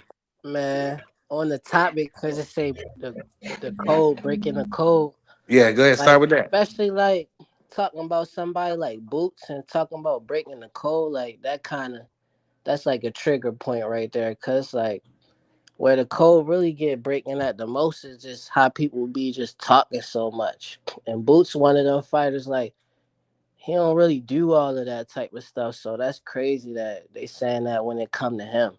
Like, he one of them fighters that don't just be running his mouth reckless. He really just stick to he trying to fight. He a fighter. All he worry about is fighting. And people try to give him slack for that. Then they talking about he breaking the code. Like, that's crazy when the first time somebody really saying that is when it's coming to Boots. Like, that's wild. Like, most people be worried about people personal relationships, how much money they got, and all of that, and not even giving a damn about the fighters fighting, the science of boxing, or none of that stuff. So I just feel like that's where the code really getting breaking that. And then, like, most of the people talking about Tank, aging out of the sport is older than him is another way I say that the code getting broken right there too. Like that's crazy. Like most of the people talking about him aging out of the sport is older. Like you would think that they wouldn't be wanting to preach that type of stuff. They want to be preaching the opposite. Um, Floyd fought to me a prime Canelo, and he was older than Tank. Then he took more fights after that before he actually retired. Like so, that's crazy. Then you got like the other fighters. Like when you talk about resumes, I feel like Tank got the best resume out of all of them. I feel like he did more. Like, are you talking about just taking fights? Like Ryan probably took the most fights, but he'd be even with Devin. Cause Devin fought Loma, and Loma was supposed to be one of the four kings too. Cause Shakur wasn't even in them weight classes. But like the way he got the undisputed was fighting Cambosis. So that was kind of phony. Like if people ignore that, then I feel like they phony. Like and then with Tank, like he was already fighting at 140 before any of them fought at 140. But they was campaigning at 135, but then they was complaining about fighting him at 135. But they was willing to fight anybody else. Even Devin was willing to fight Shakur at 135, but he was never willing to fight Tank at 135. Shakur was calling out Tank name. He made his whole name. Like at least I could get at the Devin. He ain't make his whole name off of calling out Tank. Shakur came in the game as a star because of the Olympics and still made his whole career about talking about Tank. Before he was even at 135, he was talking about Tank the whole time. He ain't even handle business. Like you at 135 and your main person you want to call out is Oscar Valdez. Why you ain't try to get Gary? Like, oh Shaggy, it's so many. Why you ain't try to get Lamont? Lamont was at 130.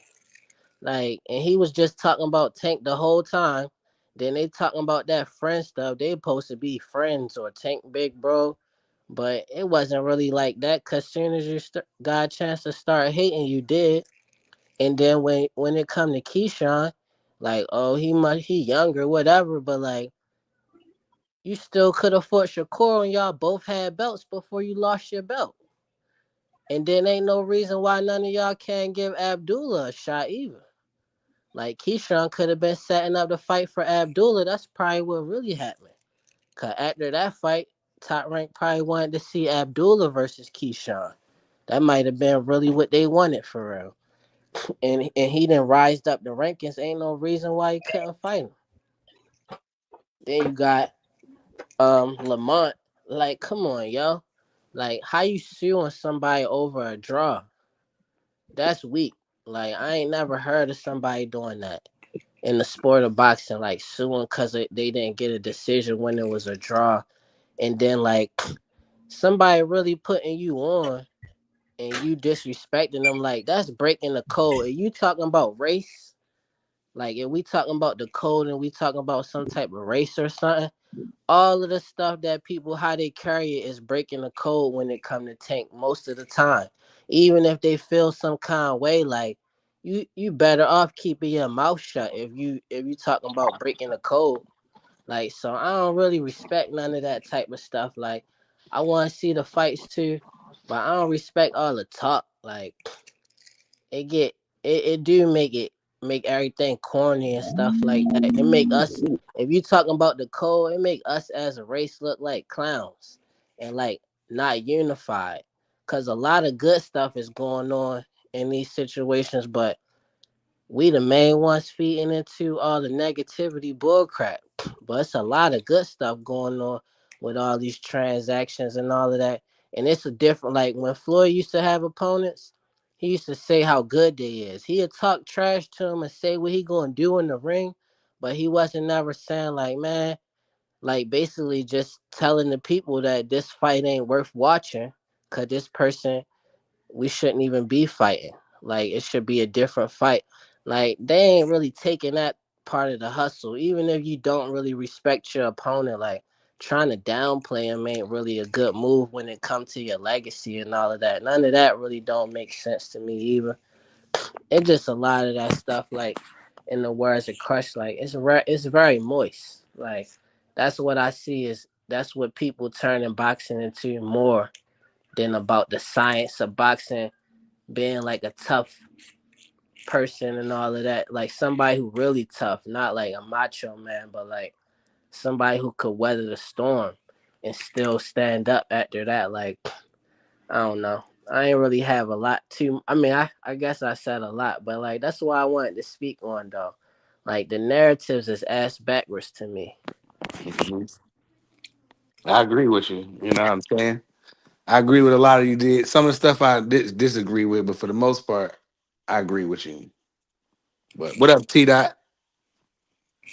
All that time. What up with it? What up with it? What's up with you? I don't know, man. I was on the other one, man, and it put me on private mode. It said that video shot me all the way up out, and I couldn't even comment, couldn't Where? even listen. It was when he was on the other format, the one where Oh you yeah, yeah. He had know. to. I think he had to redo something. I think he had to. I think he was in the YouTube studio at first, and something. Yeah, something happened, something like that. Yeah, so I All didn't know good. you had popped up another one, man, because I'd have been on it. But I'll say this, bro. I don't know what you was fully talking about, Jarrell, but I'm to me. When you said we do that, I mean fighters do that. It seems like the ones who are doing that are us, our demographic, the people who look and experience the same culture that we have, and it runs rampant. Case in point, man, when this damn announcement got dropped, I went to people who averaged somewhere between 50 to 77 people in their chats. Them Mickey Frickies had 700 plus. Hmm. Some had thousands. The people that averaged thousands had a whole bunch of thousands up in there. And it's just running rampant on this stuff, man. You know, while I don't agree with the opponent, I'm never going to say somebody should not go and get their money. Hmm. So I'm not going to say that. I just want to say that, you know, he said from the beginning, and, you know, we didn't take heed to it, there was another fight. And that Hmm. this fight probably was not going to be next. He also said the result of this fight in an interview for sure made him want to have at least four more fights besides the next fight, which is unfortunately the fight that we're talking about now with Tank, the Jake Paul exhibition or whatever it is. Yeah. So I'm hoping because he stayed true, and that's what I've always said that I like most about Tank is that he usually don't respond until you come at him, and then yeah he'll go low because hell you coming at him to try to insult him. He's pretty good at insults and doing foul stuff. You know he's one of those types that's petty like that. Um, but usually he don't respond to nobody. He stay in his own space, and you know he rock with his people. That's why when people are his people and they do him dirty, he don't really feel that.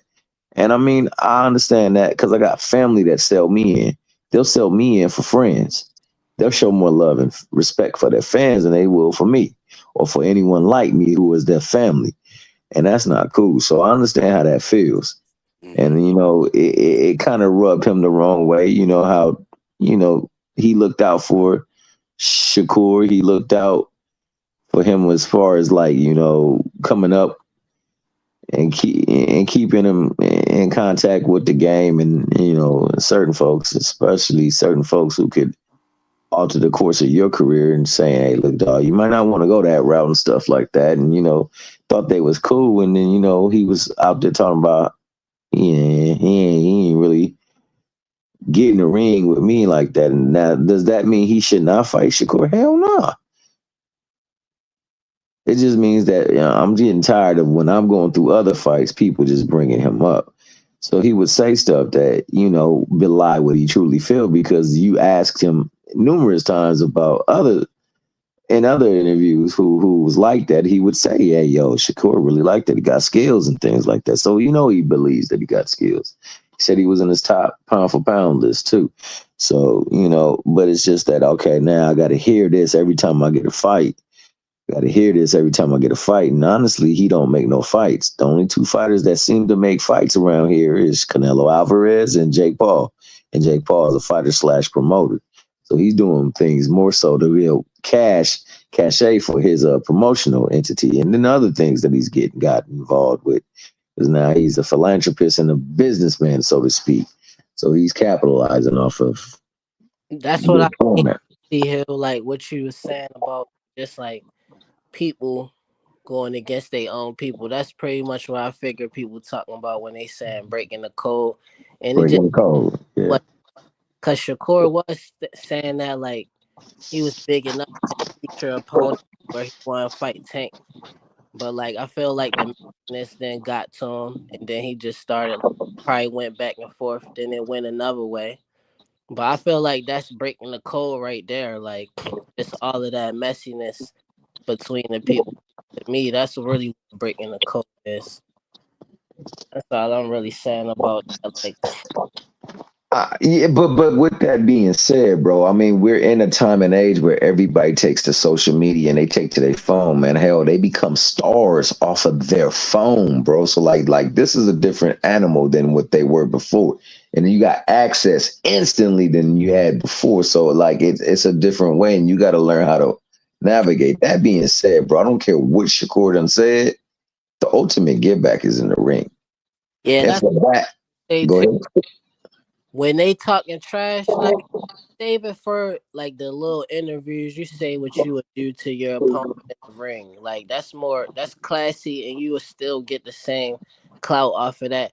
Save it for the press conference and stuff like that. Like, but when Agree with that. about personal stuff on social media, more like you stepping on your own pockets. Like, cause if somebody that you could work with is making more money, then that's a more opportunity for you to make money. Like, so that don't really make sense to me. Cause the press conferences don't be that good as they used to be. And then we don't even have like where they got like PBC still be doing it where they do. I mean, everybody doing it more now where they kind of showing the background of each fighter and then they talk, they might have a face off like with Keith Thurman had the face off with Pacquiao. That was one of the most classic face-offs ever. Like, save it for that. Like, y'all getting paid for those face-offs and stuff like that. When the press conferences and people coming, they tuning into that. They want to come to that and see, like, all right, it's lit. Like, this how they acting towards each other, stuff like that. Like with Lamont and Tank press conference, Tank was trying to chill because he respected the family. But like, I feel like he was doing more of the like bigging up the press conference, promoting the fight, and then Lamont after the fight, after the draw, that's when he did the most that he did. Like was after that, while they was doing the press conferences, like yeah, respect, yeah, like so it was kind of fakish to me. Like like it was all cool until after the draw, then you start coming out extra hard, talking all this. Why y'all ain't do that? The press conference it looked more like your homeboys was doing that for you more than you was. Who you talking about the press conference? Yeah, like with Well, Lamont, you saying Tank was the one who was big enough to fight more than Lamont to me. Like, at the press conference? yeah, for sure.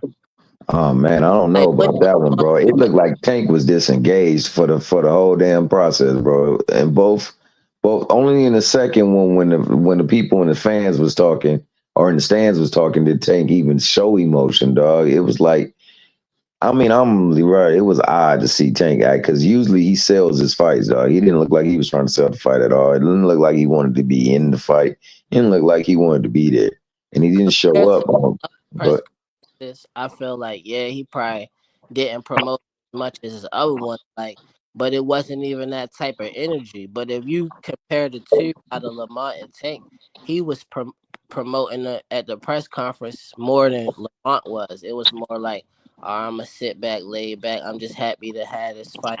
And his homeboys was more like, oh, all right, let's hype it up. And then when it just wasn't that same energy that he got after the draw for me. And all eyes was on Tank. So pretty much whatever he gonna do is gonna promote the fight anyway. But yeah, like I ain't see that energy, and I ain't seen like no like strategic trash talking. It was more like on some hating type of trash talking. Now you ain't even getting paid to say that. Where in the past you got fighters, what made boxing so popular, like the TV side of it, was like the press conferences, the face off, all that type of stuff. That made it more popular because it's like a lead up to the fight. Yeah, well, for me, I mean, I think that the only one who was promoting the fight during that press conference was Lamont. I felt like Tank was disengaged the whole time. Yeah, Like he definitely was T Dot. It What wasn't Lamont it like was was doing? even it before the wasn't like press how he conference. was with Rolly and Nobody before. Like he was yeah. before nobody. Just the fight before that, the dang Frank Martin fight. Yeah, he He turned went way up into on it. that. Y'all But said this fight, he He y'all came turned in. up on like Ryan too when he was like, what was "Don't bring your Lamont daughter. Don't bring her. was like? Don't bring her." You know what I mean? I'm gonna break your jaw. Yeah, I want that. That's the Tank I want to see. But go And ahead, that John. What wasn't was present. Lamont doing? You saying Lamont was promoting it more? What was he No, no, no, promoting? no. When you said Lamont was happy to be there, I agree with that. So much so that I believe Lamont was fabricating a whole lot of stuff. When he said he could have got more money fighting a mandatory, that's not true because that's why he's over here trying to sue now. Because he been waiting in an Airbnb for this damn confirmation so he can start getting going. So, he had to incur charges that he had to pay. But if he truly, because the buzz for him at that point in time, he went from relative obscurity to like, oh, this nigga's Tank's kryptonite. He could have cashed in on that, but he didn't because he know that the cash that he got from the Tank fight was more than what he can get elsewhere with anyone else. So he was hoping that Tank would want to go on and rectify that situation like Floyd would do when people believed he didn't win the fight or the fight was too close to call. So that's what he was hoping on, and I think that that's what's always been the case, and I think that's why now he's calling out. Listen, look at what he's doing. He's calling out Floyd Mayweather. He's calling out other folks, and he even called out Carmel Moulton because Carmel Moulton had responded to something that he had said. So what I'm saying, I don't know what's going on with Lamont Roach, but I do know one thing. He was thinking that he should have gotten a rematch. The world was thinking that he should have got a rematch. So he was hoping that the rematch would be next.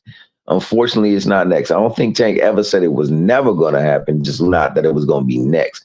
He said that immediately that day. Like, I don't think it's going to be next, but it's definitely going to happen. So I mean, I think that Lamont was trying to force it to be next, trying to geek it up so that and talk that junk so that like nah, you whatever you was thinking about, you'd be like nah, dog, I gotta handle this and then shit. Talk junk in the hood so we can get something going. I think he was instigating it, trying to push it forward, and it didn't work. Now he has to go and do something in the meantime until it can be if and this is like I said, this is if because before the fight even came to fruition, remember the first tweet that we heard from Tank was it's canceled. That's all he said. It's canceled. And niggas thought it was the damn Loma fight. He was talking about the dang the Roach fight. You know what I'm saying? Because he just wasn't in the right headspace. I feel like Wasn't them triggering though, like when Tank say stuff, it's coming from a different perspective where somebody that already got a bag, if you fighting them, they is the bag. Like I feel like other fighters that's not in that space when it come to being the bag, then they get triggered by that and they start doing stuff that's out of character for me. I ain't see Lamont call out Camaro like I would love to see that fight. Or I would love to see Lamont fight Gary 135.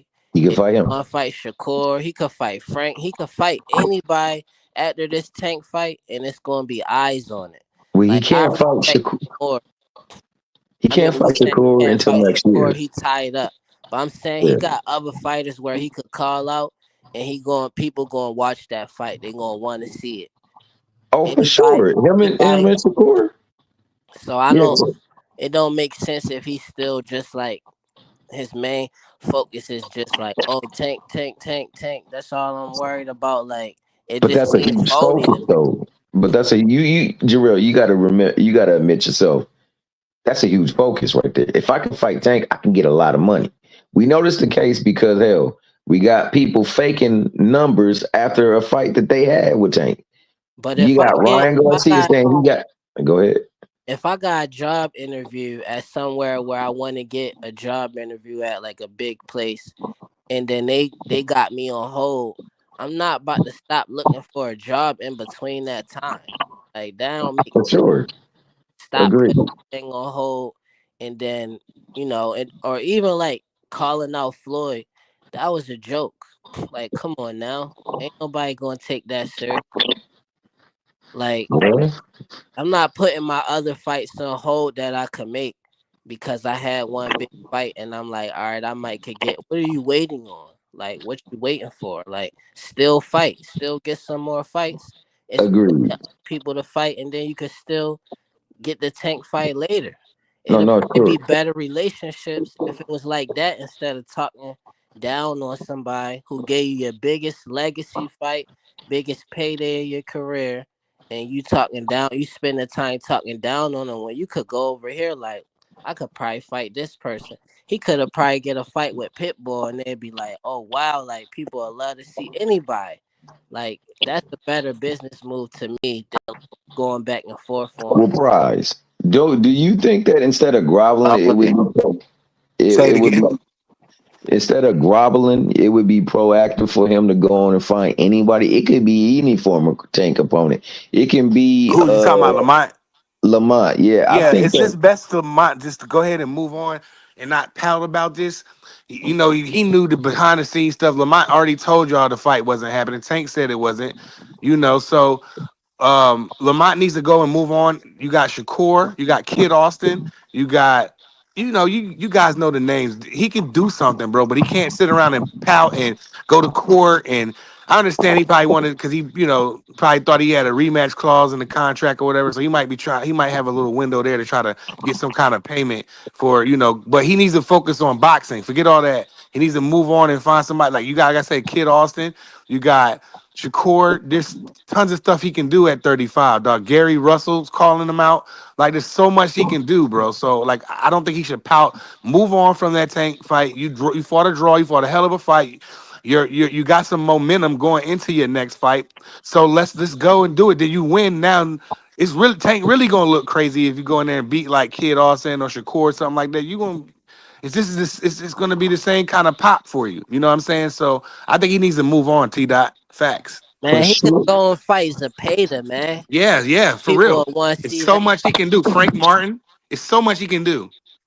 Well, the thing that he really can do is get himself primed for that Shakur fight, and you can't go on a Shakur not taking no fights, bro. I don't care what he say, and I don't care how good he is, man. You want to go in that Shakur fight with your stuff tight, sharp, and you don't want to sit around and then hopping into a Shakur fight. If that's truly the aim where you feel like, this is really going to set me apart, I go in there and I can put the beats on Shakur, then you better be ready to put the beats on Shakur. It's not going to be an easy tack. So, yeah, you should get a fight. And there are so many people there that you can get a fight. And then you force the fight around to get that rematch. Be like, look, man, I don't handle Joe light work. You know what I'm saying? I don't handle those people that you seem to be running from. Now, what's up? Let's get it back. Or, what I'm saying, you move forward, like you said, and don't even worry about it no more. But you definitely shouldn't be groveling about the situation, man, and pouting and trying to do things that, you really may not ever been entitled to, because his first words was that I got something else lined up there in the locker room with me. Also, it is going to happen. It's just not going to happen next. I got something else lined up. And then there was the fact that you didn't win. You got a draw. And it was a one-way rematch clause where if I lose, I get it. I get the rematch back. So I don't know if there's pretty much to stand on other than the fact that, people wanted it. They wanted to see it. And hopefully we do get to see it. But I don't want him to start getting to the point where he not fighting and he just waiting around for nothing. And for somebody who was going to get paid more money to fight a mandatory who was in utter obscurity, why would you not capitalize off the buzz that you had created when you was doing that? You see, waiting around, you didn't let some of that buzz fizzle out. It's like when you pop a soda and you leave it open, it ain't as it ain't as bubbly as it was like an hour later than when you first popped it. So you don't want to let too much of that fizzle go away, man. Go on and take advantage of the situation. Go on and take advantage of the fact that people believe you won, He that could you go. was the man. He Go could ahead. go down to 130, like he said. He might go down. Who wouldn't want to fight him at 130 after that fight? They know they're going to put attention on that fight. Watch it. Respectfully, I don't think he should go back to 30. I He said looks so. about options. Like he could get somebody from 130 to come up and fight him. Like that's how much the buzz, like capitalizing out the buzz he could do Oh, off of I that. got you. I He got you. could get somebody from 140 to fight catch weight, come down, or whatever. He could do whatever with that buzz. Like, but I just look at it as like, oh, I'ma just talk that about Tank. That's the easy route. Cause anybody, as soon as you say something negative, then all right, you got everybody attention. Like, oh, let's see what they talking about. But come on, yo, it's way more better business moves to make than that. So Yeah. the fight, like I love to see Pitbull Mike could come back down where I think he should have never to come back down to 135. And as much junk as people talk about him, people will watch that fight. Lamont Roach against Pitbull, that'd be better than him versus Hector was a real good fight to me. But I think Oh, shout out for Hector. I think he retired. no, I'm saying that was a good fight. Just comparing that to how I think Lamont versus Pitbull would look. Like that'd be a Oh, no, real no, no, no. Yeah. I got what you're saying, but I think he actually retired yesterday. I think Hector Garcia retired. So no shout doubt. out to that brother. Yeah. Blessings the heck. And Shout out Hector. uh, Shout out Bill's boot camp in the chat too. I smashed did the like button. For did sure, but I agree with what you're yo saying, back man. There's so many options for him to do, man. Unfortunately, the greatest option ain't available at the moment, man. But I think that he should go on and create that buzz, follow off that buzz, and capitalize off of it, and create the demand so that people put the pressure on it. In case this dude truly is gonna give us 4 more fights besides exhibition fights. So that's how I feel, man. I'm not really happy about the fight. I'm not. I was hoping to see the rematch. I was hoping that after the rematch, we would get the other fights that he is quote unquote running from, ducking, or scared to fight. I don't believe none of these people are scared. I think what they really are afraid of is how they will look if they get sparked badly. And I think that's why people negotiate the way they do when there's a possible fight and everything like that, because, you want to make sure that, if I don't look good, how people react and respond might affect my potential earning potential. I mean, my earning potential the next go around. So I want to make sure that I'm set that way. And I believe that's why we didn't get the first fight between Boots and Norman. That's why we didn't get the fights between Devin and Tank and Shakur and Tank. And I still believe, those fights can happen. I just want for, him to be in the right headspace, because ultimately, man, I'm not in a position to tell him what to do, and nor do I think that he should have to listen to me as a fan and do what I say. But I would hope that that's just something that he want to do to clear the air before he go on and call it a career. Make as much money as he can, but then settle a couple of scores and then go out gracefully. That's what I would hope. That's what would be my hope. But look if he don't do it, like you said, there's more other fighters out there. There's younger fighters coming up that's gonna hopefully be hungry and want to provide that entertainment. look at this perspective though. Like I got a few different perspectives. Like first, what if Tank go in there? He fighting a heavyweight though. Come on, yo. Like he fighting heavyweight. It's an exhibition. He should have more boxing skill. Of course, he should have more skill. But you fighting somebody that could be a super heavy. What if he go in there and do better than anybody that? Uh, what if he come close to knock him out? That'd be a big to me. That'd be a big credit. Like just somebody to knock out a heavyweight period to me is a big deal. Like especially somebody not just some average Joe out the streets that don't really know about fighting at all.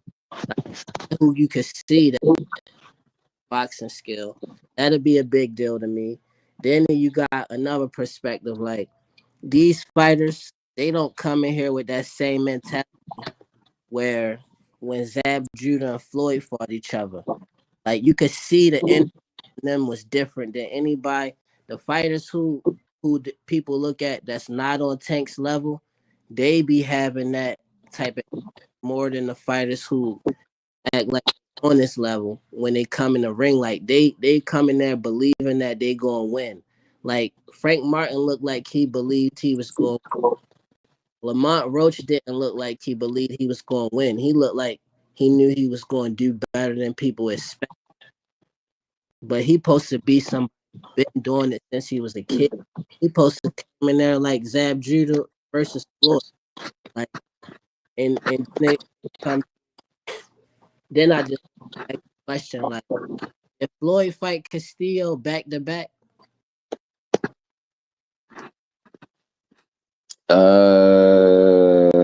No, I don't think so. I don't think that fight was back to back. I think I can look it up real quick. the I want to Maidana, say he rematched him right back. if And he probably did. nobody look at Castillo as an all-time great or nothing like that. But that was a big deal to people. Like, oh, we need to like. I don't even know if Nah, you know what? I think he did rematch him back to back. As a matter of fact, I think he did. I think he got both Maidana and him back to back. no doubt. No, I look at he should go in the Hall of Fame. I don't know about Castillo though. Like he a good fighter, but I don't know. Nah, Castillo was a solid fighter, man. That dude was good. He gave Mayweather all he could handle that night, dog. Now the second fight, it was a lot more convincing. It was still a tough fight, but it was a lot more convincing. But Floyd, man, like I say, Floyd was a special fighter, bro. So it was an anomaly that people got close to him, I just and that's why you people think they give him the criticism they do is because he's obviously a special fighter, or it's nothing to. yeah, and he's not fighting the fights that they want to see. And unfortunately, it only applies to him. It doesn't apply to his contemporaries, and that's what's frustrating. Yeah, And unfortunately, that is heavy as the crown. He's the one that's the biggest draw. So they expect him to make the fights because he is the draw. And I mean, to a certain degree, there is some truth to that. But there's like I said, I mean, I've seen opportunities and people not take advantage of the opportunities as well too. It's just I'm not biased to say that it didn't happen, and likewise, I'm not biased enough to say that Tank could have done more to make them happen. It's just that unfortunately, they're not making their fights. It's the promoters that are making the fights, and you got to get them on board. Sometimes they're not on board, so therefore the fights won't get made at times. And that's a sad travesty. And unfortunately, he is the face of PBC. And when you think of PBC, you don't think of Al Heyman. You think of its face, the boxer.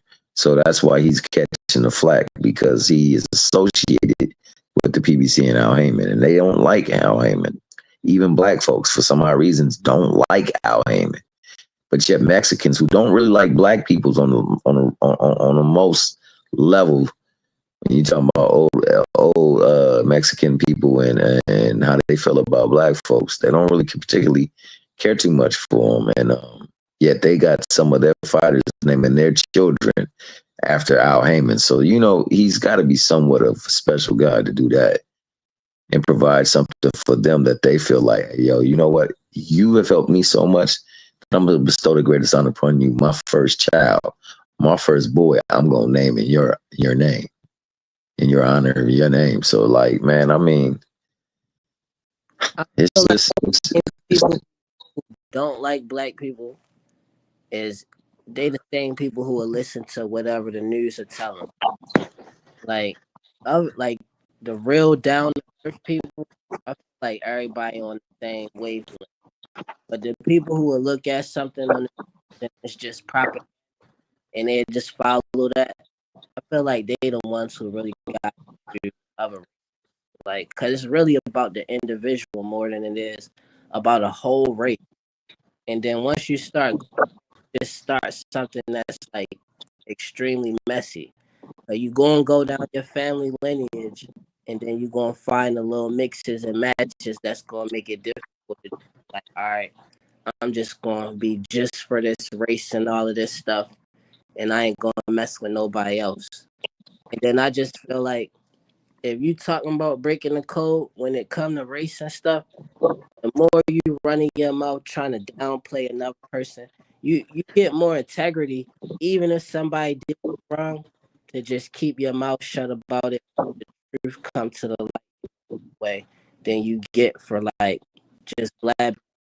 Oh, this person this up down on a person. Like I just don't respect that. Like in my gears, like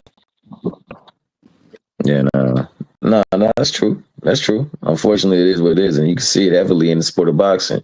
You can see the people who are constantly getting down. I mean, think about the fighters that are getting downed all the time. Having a look alike. It's Devin Haney, it's Shakur Stevenson, it's Tank Davis. You got somebody out here playing games, mental hopscotch with the matches that he's about to do. And Teofimo Lopez, ain't nobody speaking on that. He talking about doing a fight with four different people and the thing. And really it's because, he and his promoter aren't getting along. So the only fight that he's gonna get and that his promoter is gonna agree to signing off on that allows that belt to transfer is a fight that is gonna let it go to one of his fighters and his staple.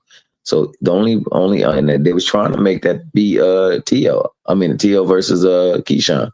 Keyshawn kind of messed up when he did that thing with the last event. So, they had to put that kind of on hold. So he's on hold, and that's why he's out there groveling and begging for exhibition fights and whatever the case may be. Nobody's upset with that, though, because it's not Tank, it's not Devin, it's not Shakur. Them, if they do some stuff like that, it's a problem. And, I don't agree with the exhibition things, man. I really don't. But like I said, I'm not ever gonna be mad at somebody that's getting bread for doing something because ultimately you need bread to make situations easier for the people that you care for and love. So I'm not mad at that. I just hope that there's that also that names that he was on the interview saying yup to. And that's my only pushback with anything that he do, man. Because honestly, this is his life, it's his career. He already was transparent as hell when he said, "Look, I ain't in this for this. I'm in this so that I can pull my family up out of the problems that we are in. So I don't have to ever have to worry about that again. And if I can do that, all the better." And he's been able to put himself in a position and have some help along the way where he's able to do that. Now, hopefully, we get those fights because I stand firm on my belief that, those are some great fights and those are some fights that will do some reckoning. They gonna let people know what's what. And I believe that, after that, you ain't got nothing left to prove. You don't really got nothing to prove right now. But as you go out, you can silence some things and change some narratives. And I hope that that's the course. But like, I'm never gonna talk down on none of these brothers. That's not what I'm here. I'm here to watch them and appreciate what they do, their craft and their dedication to their craft. That's what I always do. You know what I'm saying? There's some cases where I jokingly would say something like with Cambosis. I call him Scambosis because, I felt like, he got the most out of one fight. That one fight changed his career and his life forever. And, it allowed for him to get some matches that, he probably most likely never would have gotten. And he got some decisions that he definitely didn't deserve. But that being the case, I don't believe he's that great of a fighter. But I do believe he is an entertaining fighter. And, he's always there to fight. And I respect that about him. But I give most his respect though because I ain't see where he ducked no smoke. I ain't see that. And he fought he fought Devin, he fought Long, and he was to go out on his shield and all. So I respect the fighter. And a big thing you said is hope. That's what I look at when I see Tank, Shakur, Keyshawn, and Devin, and all of them. Like, so I or even Lamont, they some people that you feel like is familiar, and them just doing boxing, making it where our background, our recent history and stuff like that is a low or history, and they boxing, putting the work in, and they making a success of it. Like, that's what I really want to see from them. Like, keep that same energy as you had in the amateur days, where you just focusing on your craft. I think that's what separates the legends from everybody else. It's like they still got that same energy. I feel like Floyd had that same energy, and everybody was surprised. Like, oh, he got all this money, still jogging home from the club. He's still doing this, doing that. Like that's what I like to see when it comes to sports. Like the science behind it, how much self, and see what you can at ring. Like every fighter should be athletic. Like every one of these fighters should be athletic fighter to their own degree.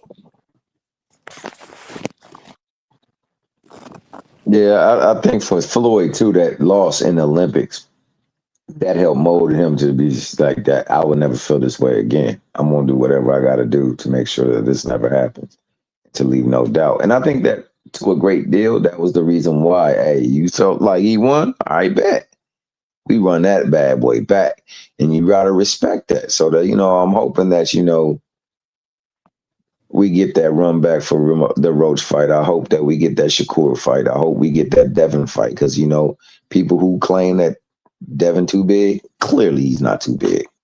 Clearly he's not too big because he's not Jake Paul big. And hopefully we get the Keyshawn because he was light skinned, was tricking the game for too long.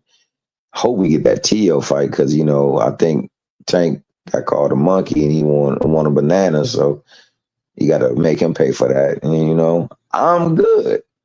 I'm good after that. You know what I'm saying? I hope that we get those. I hope that he sees that, is an opportunity to not only be profitable in those fights, but also, settle some scores, make sure, some pecking orders established and that everything is that. If he don't do it, it's his prerogative. You know what I'm saying? And then, we just move on to the next, the younger group. But that being said, man, I'm not gonna disrespect these people. I'm not gonna celebrate somebody else's downfalls or shortcomings or looks that don't look so good. And I choose to like make sure that I big up them when I can, man.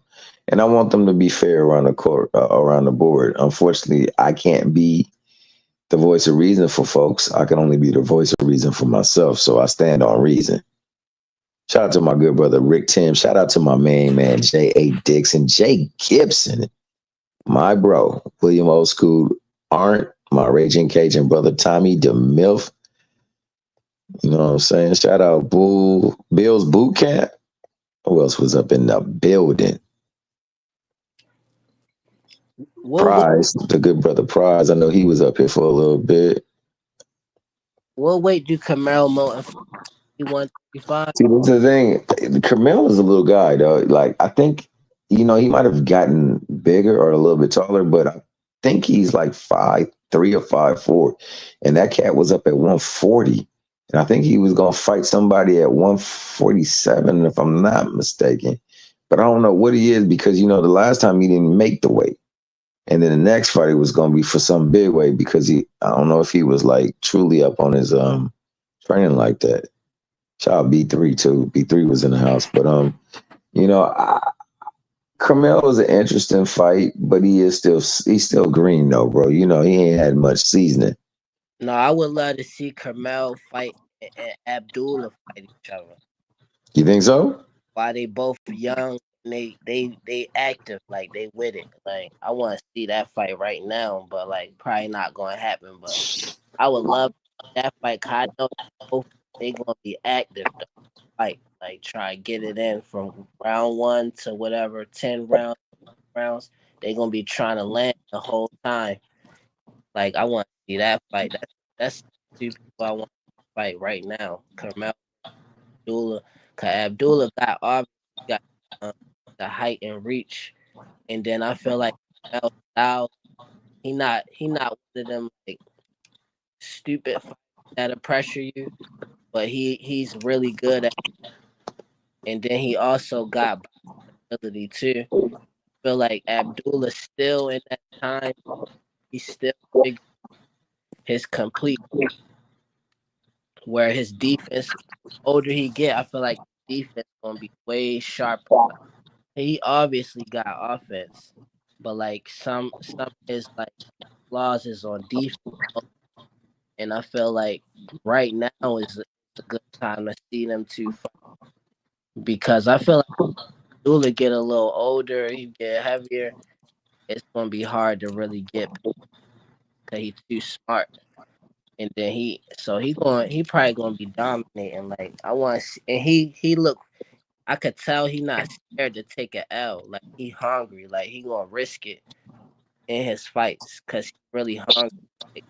So I want to see that development. I feel like right now is a good time for them to fight each other. Like I feel like even when like Sugar Ray and Tommy Hearns fought each other, they were pretty young when they first fought. Yeah.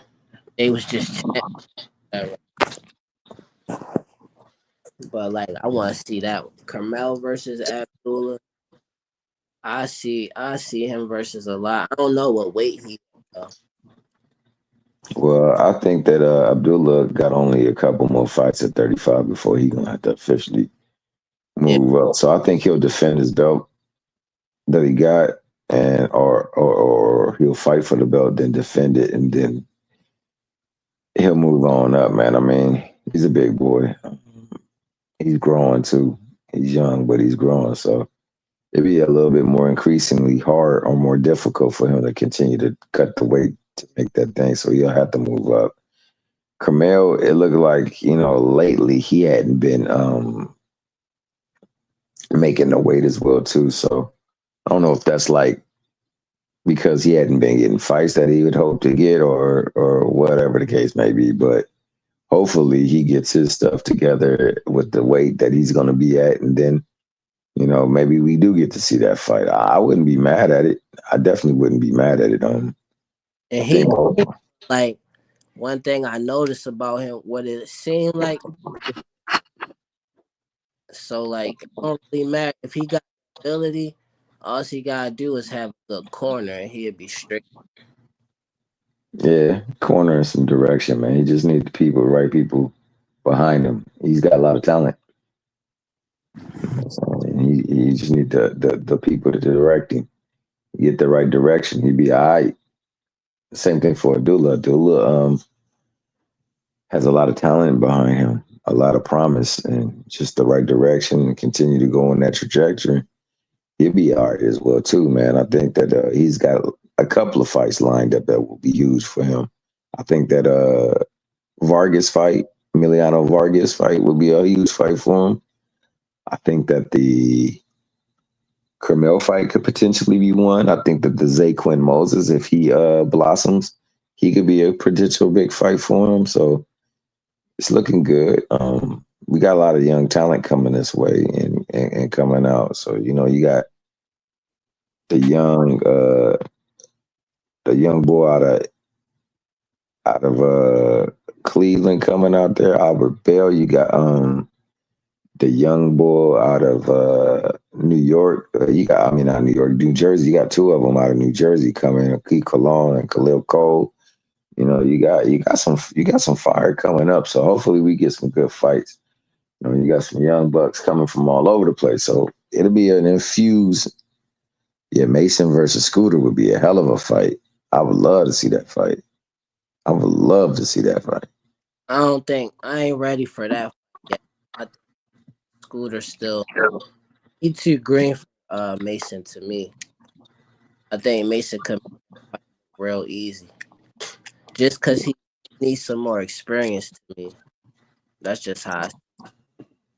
And Abdullah, I feel like his real time speed ain't no joke. Like his speed in real time. and then he already done been through some stuff. Been through yet? Like, how many rounds is Scooter fight? Scooter, I think he's on the eight. I think he's at the 8 round circuit now. How many fights do he even got? Like, to me, he's still fresh. Like, he's still like close to review type of fresh to me. Maybe down the line though, like that right now. Andy Cruz and Keyshawn Puffy Davis will. Uh, with Keyshawn, I don't know, how things are gonna attenuate themselves with him in his last showing, and how that ruffled Bob Arum. I think that's ultimately, or not even Bob Arum, the people that are making decisions there. So no, Bob Arum is starting to get a little bit more wiser in the tooth. So I think that hopefully things are still good for him because they had such great promise for him. I would love to see a fight with Andy Cruz though. Andy Cruz is very technical in that ring. I think that he would provide a great test for Keyshawn Davis. I want to see Keyshawn for Albright. Hey, Rick, oh heck yeah, I like that fight. I would love that fight too. I thought that was a good fight the first time around. Yeah, But especially after the charade and what happened at the last fight with his brother. That'd be a big win for the culture. If they settle everything and fight again. That'd be a big W for the culture. I want to see Keyshawn fight a lot of people. Like, I really want to see him fight more than anybody. I feel like that'd be a fight to see. Like, I feel like people think Shakur just dominated Keyshawn, but they kind of got the same background to me. Same amateur, same pro type of background. In my the fight 50-50 to me. And he's a very good boxer, man. I mean, he's tough in that ring. He's knowledgeable and he knows how to work his way around an opponent. So I would love to see it, man, because it wasn't very much separation in that first fight. But Rick, I agree with you on his D. I think he even figured that one out with that one fight, and I think that fight has helped him to recognize that. Likewise, he don't need to try to jump in so early and be aggressive. He need to go on and get a fill out, let them people show you what they got, and also expend some energy before he rushed in there and try to apply the pressure, because that was a mistake the first when he got those knockdowns. And he I think he learned from it. I think that he also took some advisement from Shakur and told him, everybody's dangerous in rounds 1 through 3. So don't try to go up in there trying to get people up out of there. Work, get down their timing, establish the distance, and then let them work off some of that new fight energy, and then start to take them apart. So yeah, Q is on an upward trajectory. He is a problem, but he gotta not be a problem to himself too. He got to make sure that unlike most of these fighters that are constantly doing things that place them in positions where are not favorable, man. They gotta take advantage of the moment, man, and seize the opportunity to maximize their earning potential and not to damage it, so to speak. So hopefully, Key, he getting his head together, and he gonna get on that trajectory, because there's some fights that he can make, some very good fights. And one fight is Teofimo Lopez. I think that he could fight Teofimo Lopez, bring that belt back home to Top Rank. So I think that's what they were trying to line up. And I know that they're not letting Teo fight anybody that can possibly take that belt. So only thing he can do is exhibition fights right now. So he asking for exhibitions. But hopefully we get to see that. What weight is T.O. at? 140? 140. He holds the belt at 140. Yeah, I like the way T.O. I ain't pay no mind towards any racist comments they made. I really don't really know about it. But fighter, I like the way Yo fight for real. I want to see him fight anybody weight range. I see him fight Hitchens. Gary fight Hitchens. Whoever win out of Gary or Hitchens, I get them. Well, And Hitchens also called out Roach. who? Hitchens called out Roach. Hitchens called out a lot of folks. He was like, "Yo, you ain't got nobody there. We can make it happen." Called out Tio. He said, "Tio, we can make it happen." I think he even said, "Hey, Shakur, you want to fight?" No, I don't think he said Shakur. I'll take that back. I think it was Tio, Roach, and it was one other fighter. Shakur has some type of like some mind control over John and Yeah, Hitchens. it wasn't Shakur. It wasn't Shakur. It was somebody else. I forgot who the other person was. Ain't calling out Gary though. Oh, that's gonna be who the best at 140 between him and Gary. Oh yeah, Gary definitely is an option for some people. Come on. Gary's an option for Tank. Oh, that's what I was conflating. Gary and Roach. Roach said, he would entertain the fight with Gary. So hopefully, and then you got, like you said, you got Mr. Gary Russell coming back. So, there's an option for somebody. And that's an option for Roach I at feel 30 or 35. oh that's crazy. If I was in the game fighting 135, Haney, that's who he called out, right? Haney, my bad. He called out Haney.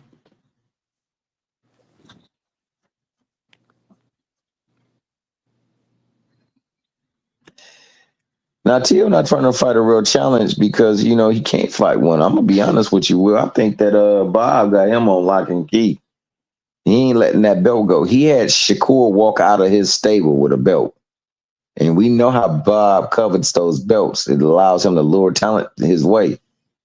He got a whole 2 back-to-back Olympic classes off of the belts that he held because most of those classes were at the divisions that he held the belts. And at 35, he had 3 of the 4 belts.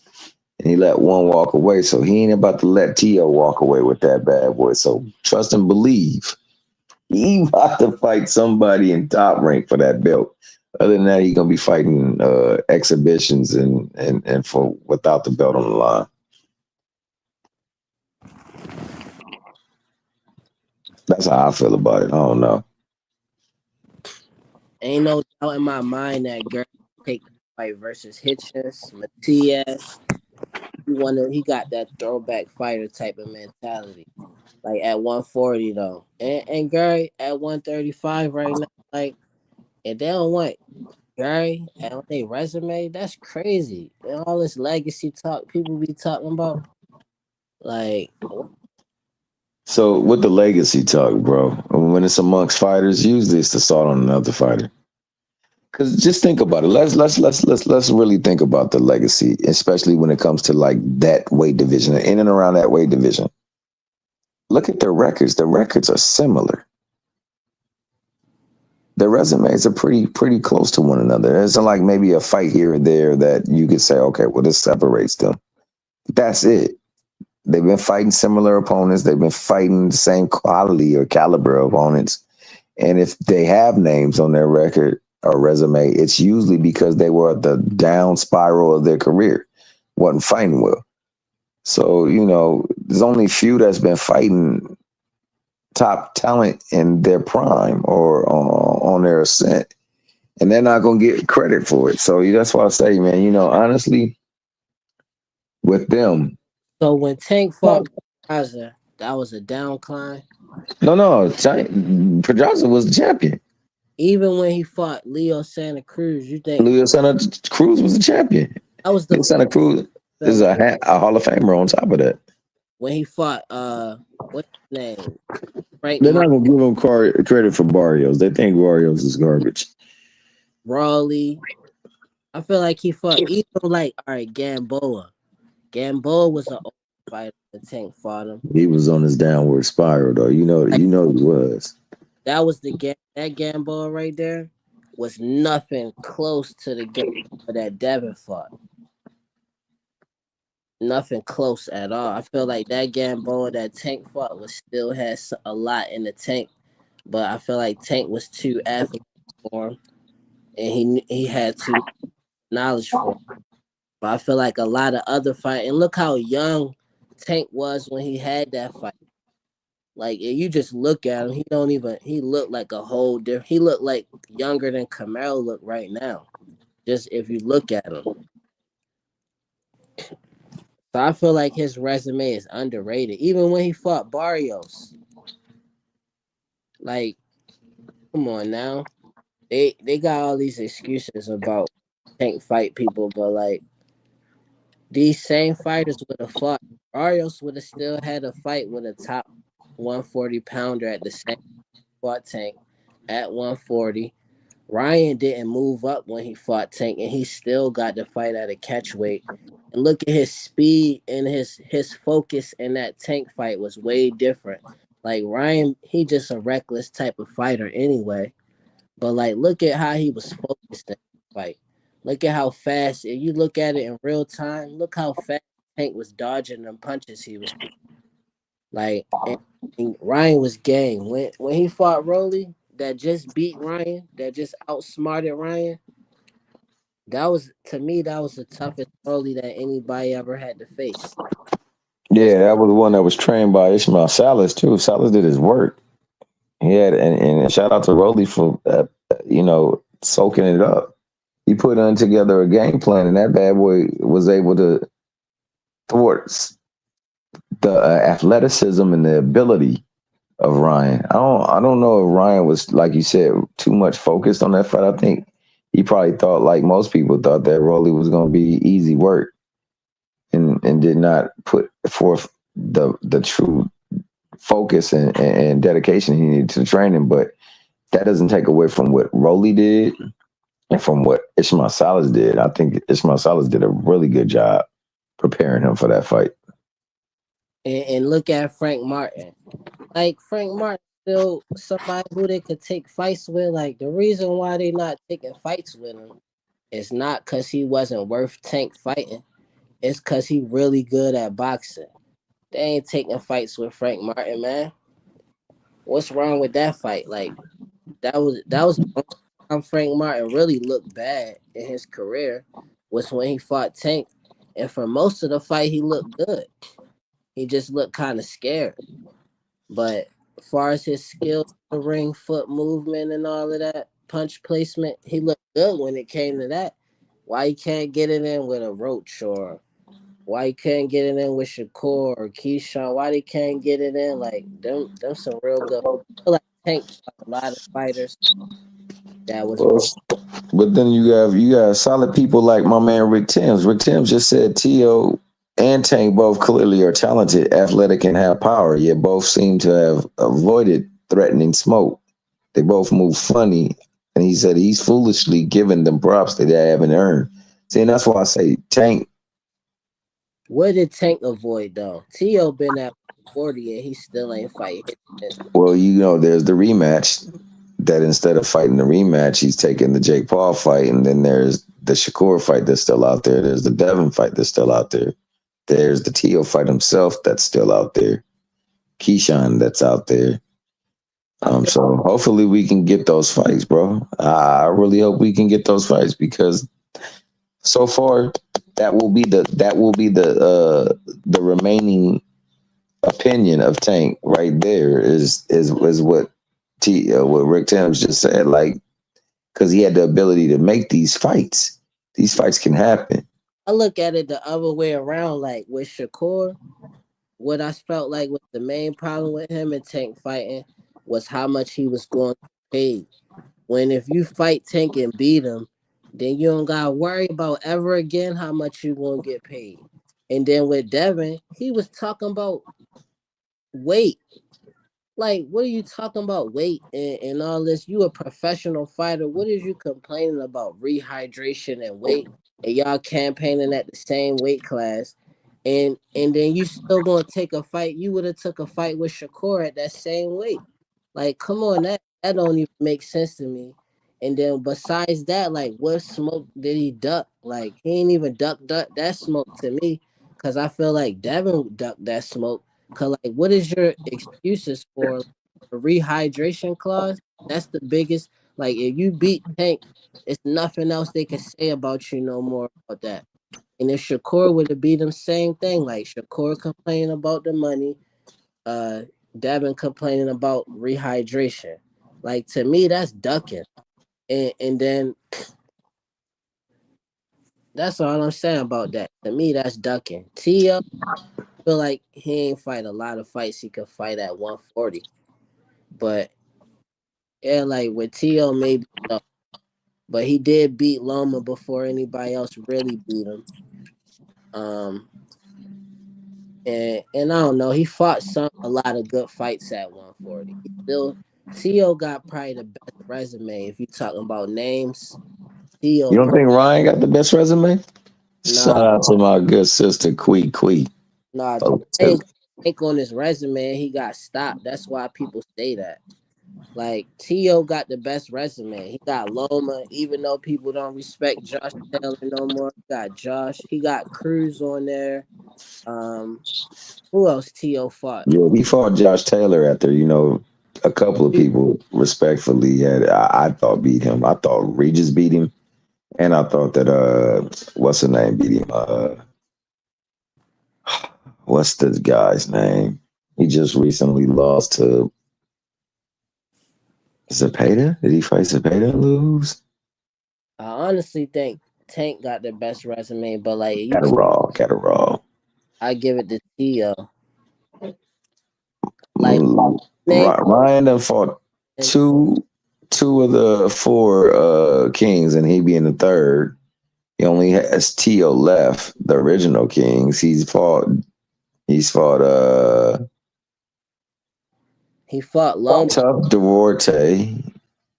He fought Rolly. I mean, if you're gonna give him that for Rolly, then you can give him that for Rolly. He's fought some decent people. I think Tio's fought some decent people. I think Dev's fought some decent folks. I think Tank has fought some decent folks. I think they all have. And I think that their resumes are relatively similar. I I just think that people hold Tank to a different standard and they expect more out of him because they see more in him. And I mm, think that if you're gonna say, he can get in the ring with Jake Paul, then he definitely can get in the ring with Devin Haney or anybody that's over 130. So I expect those fights still happen, and I hope that they do. But if they don't, I mean, it is what it is. no, he could get in the ring with Devin Haney, but like, what's the problem with a rehydration club? Well, That shouldn't be I in. think if they all meet the standard, there should not be no rehydration clause than what it is that it actually is within the confines of the belt that you're fighting for. I think that rehydration should not be an excuse for a professional fighter. And they've been doing rehydration before Tank was pro. I agree. That's, I agree. But I think with Dev he was cutting way too much weight to stay at 35. So I understand why he wouldn't want a rehydration. And especially looking at that first Loma fight. That first Loma fight, I wasn't interested to see Tank versus Devin because I knew he couldn't make the weight no more. he fought Loma though. So He that had to. you He expect had to. Tank than Loma, and you expect more out of Tank than Shakur.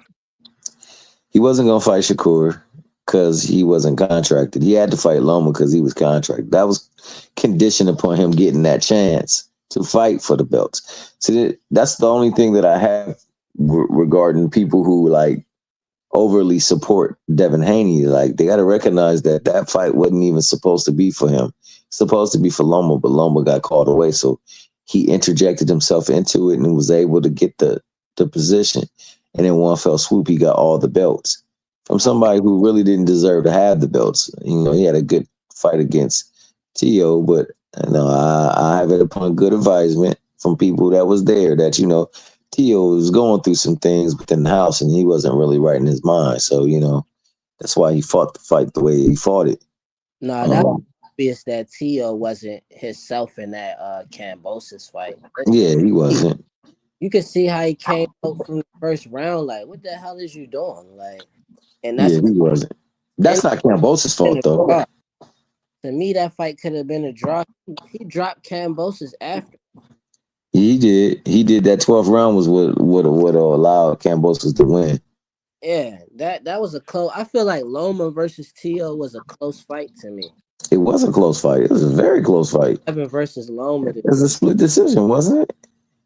Yeah, but I feel like Devin won more clearly than Tio won against Loma. That's how I see that one.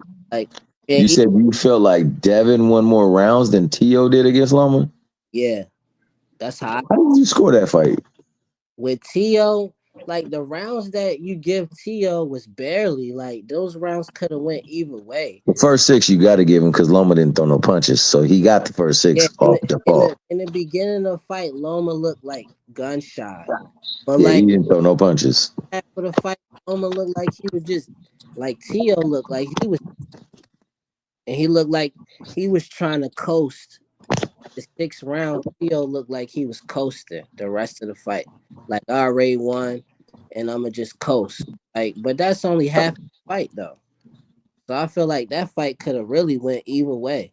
And then when Devin fought Loma, he looked like he was too strong for Loma. He was too big for, and that was one of the complaints that Loma had. Like them body shots that Devin was giving Loma, them was real. Like that was keeping Loma extremely on. I feel like Devin won more clearly, but Loma is more to me was more skilled than either one of them. So later in it was too late for somebody to pick it up. He was really trying to gauge see what type of danger he was in the beginning. But then later he'd pick it up. But like the beginning of the fight, what Devin did versus in the beginning what Tio did, I give Devin more credit.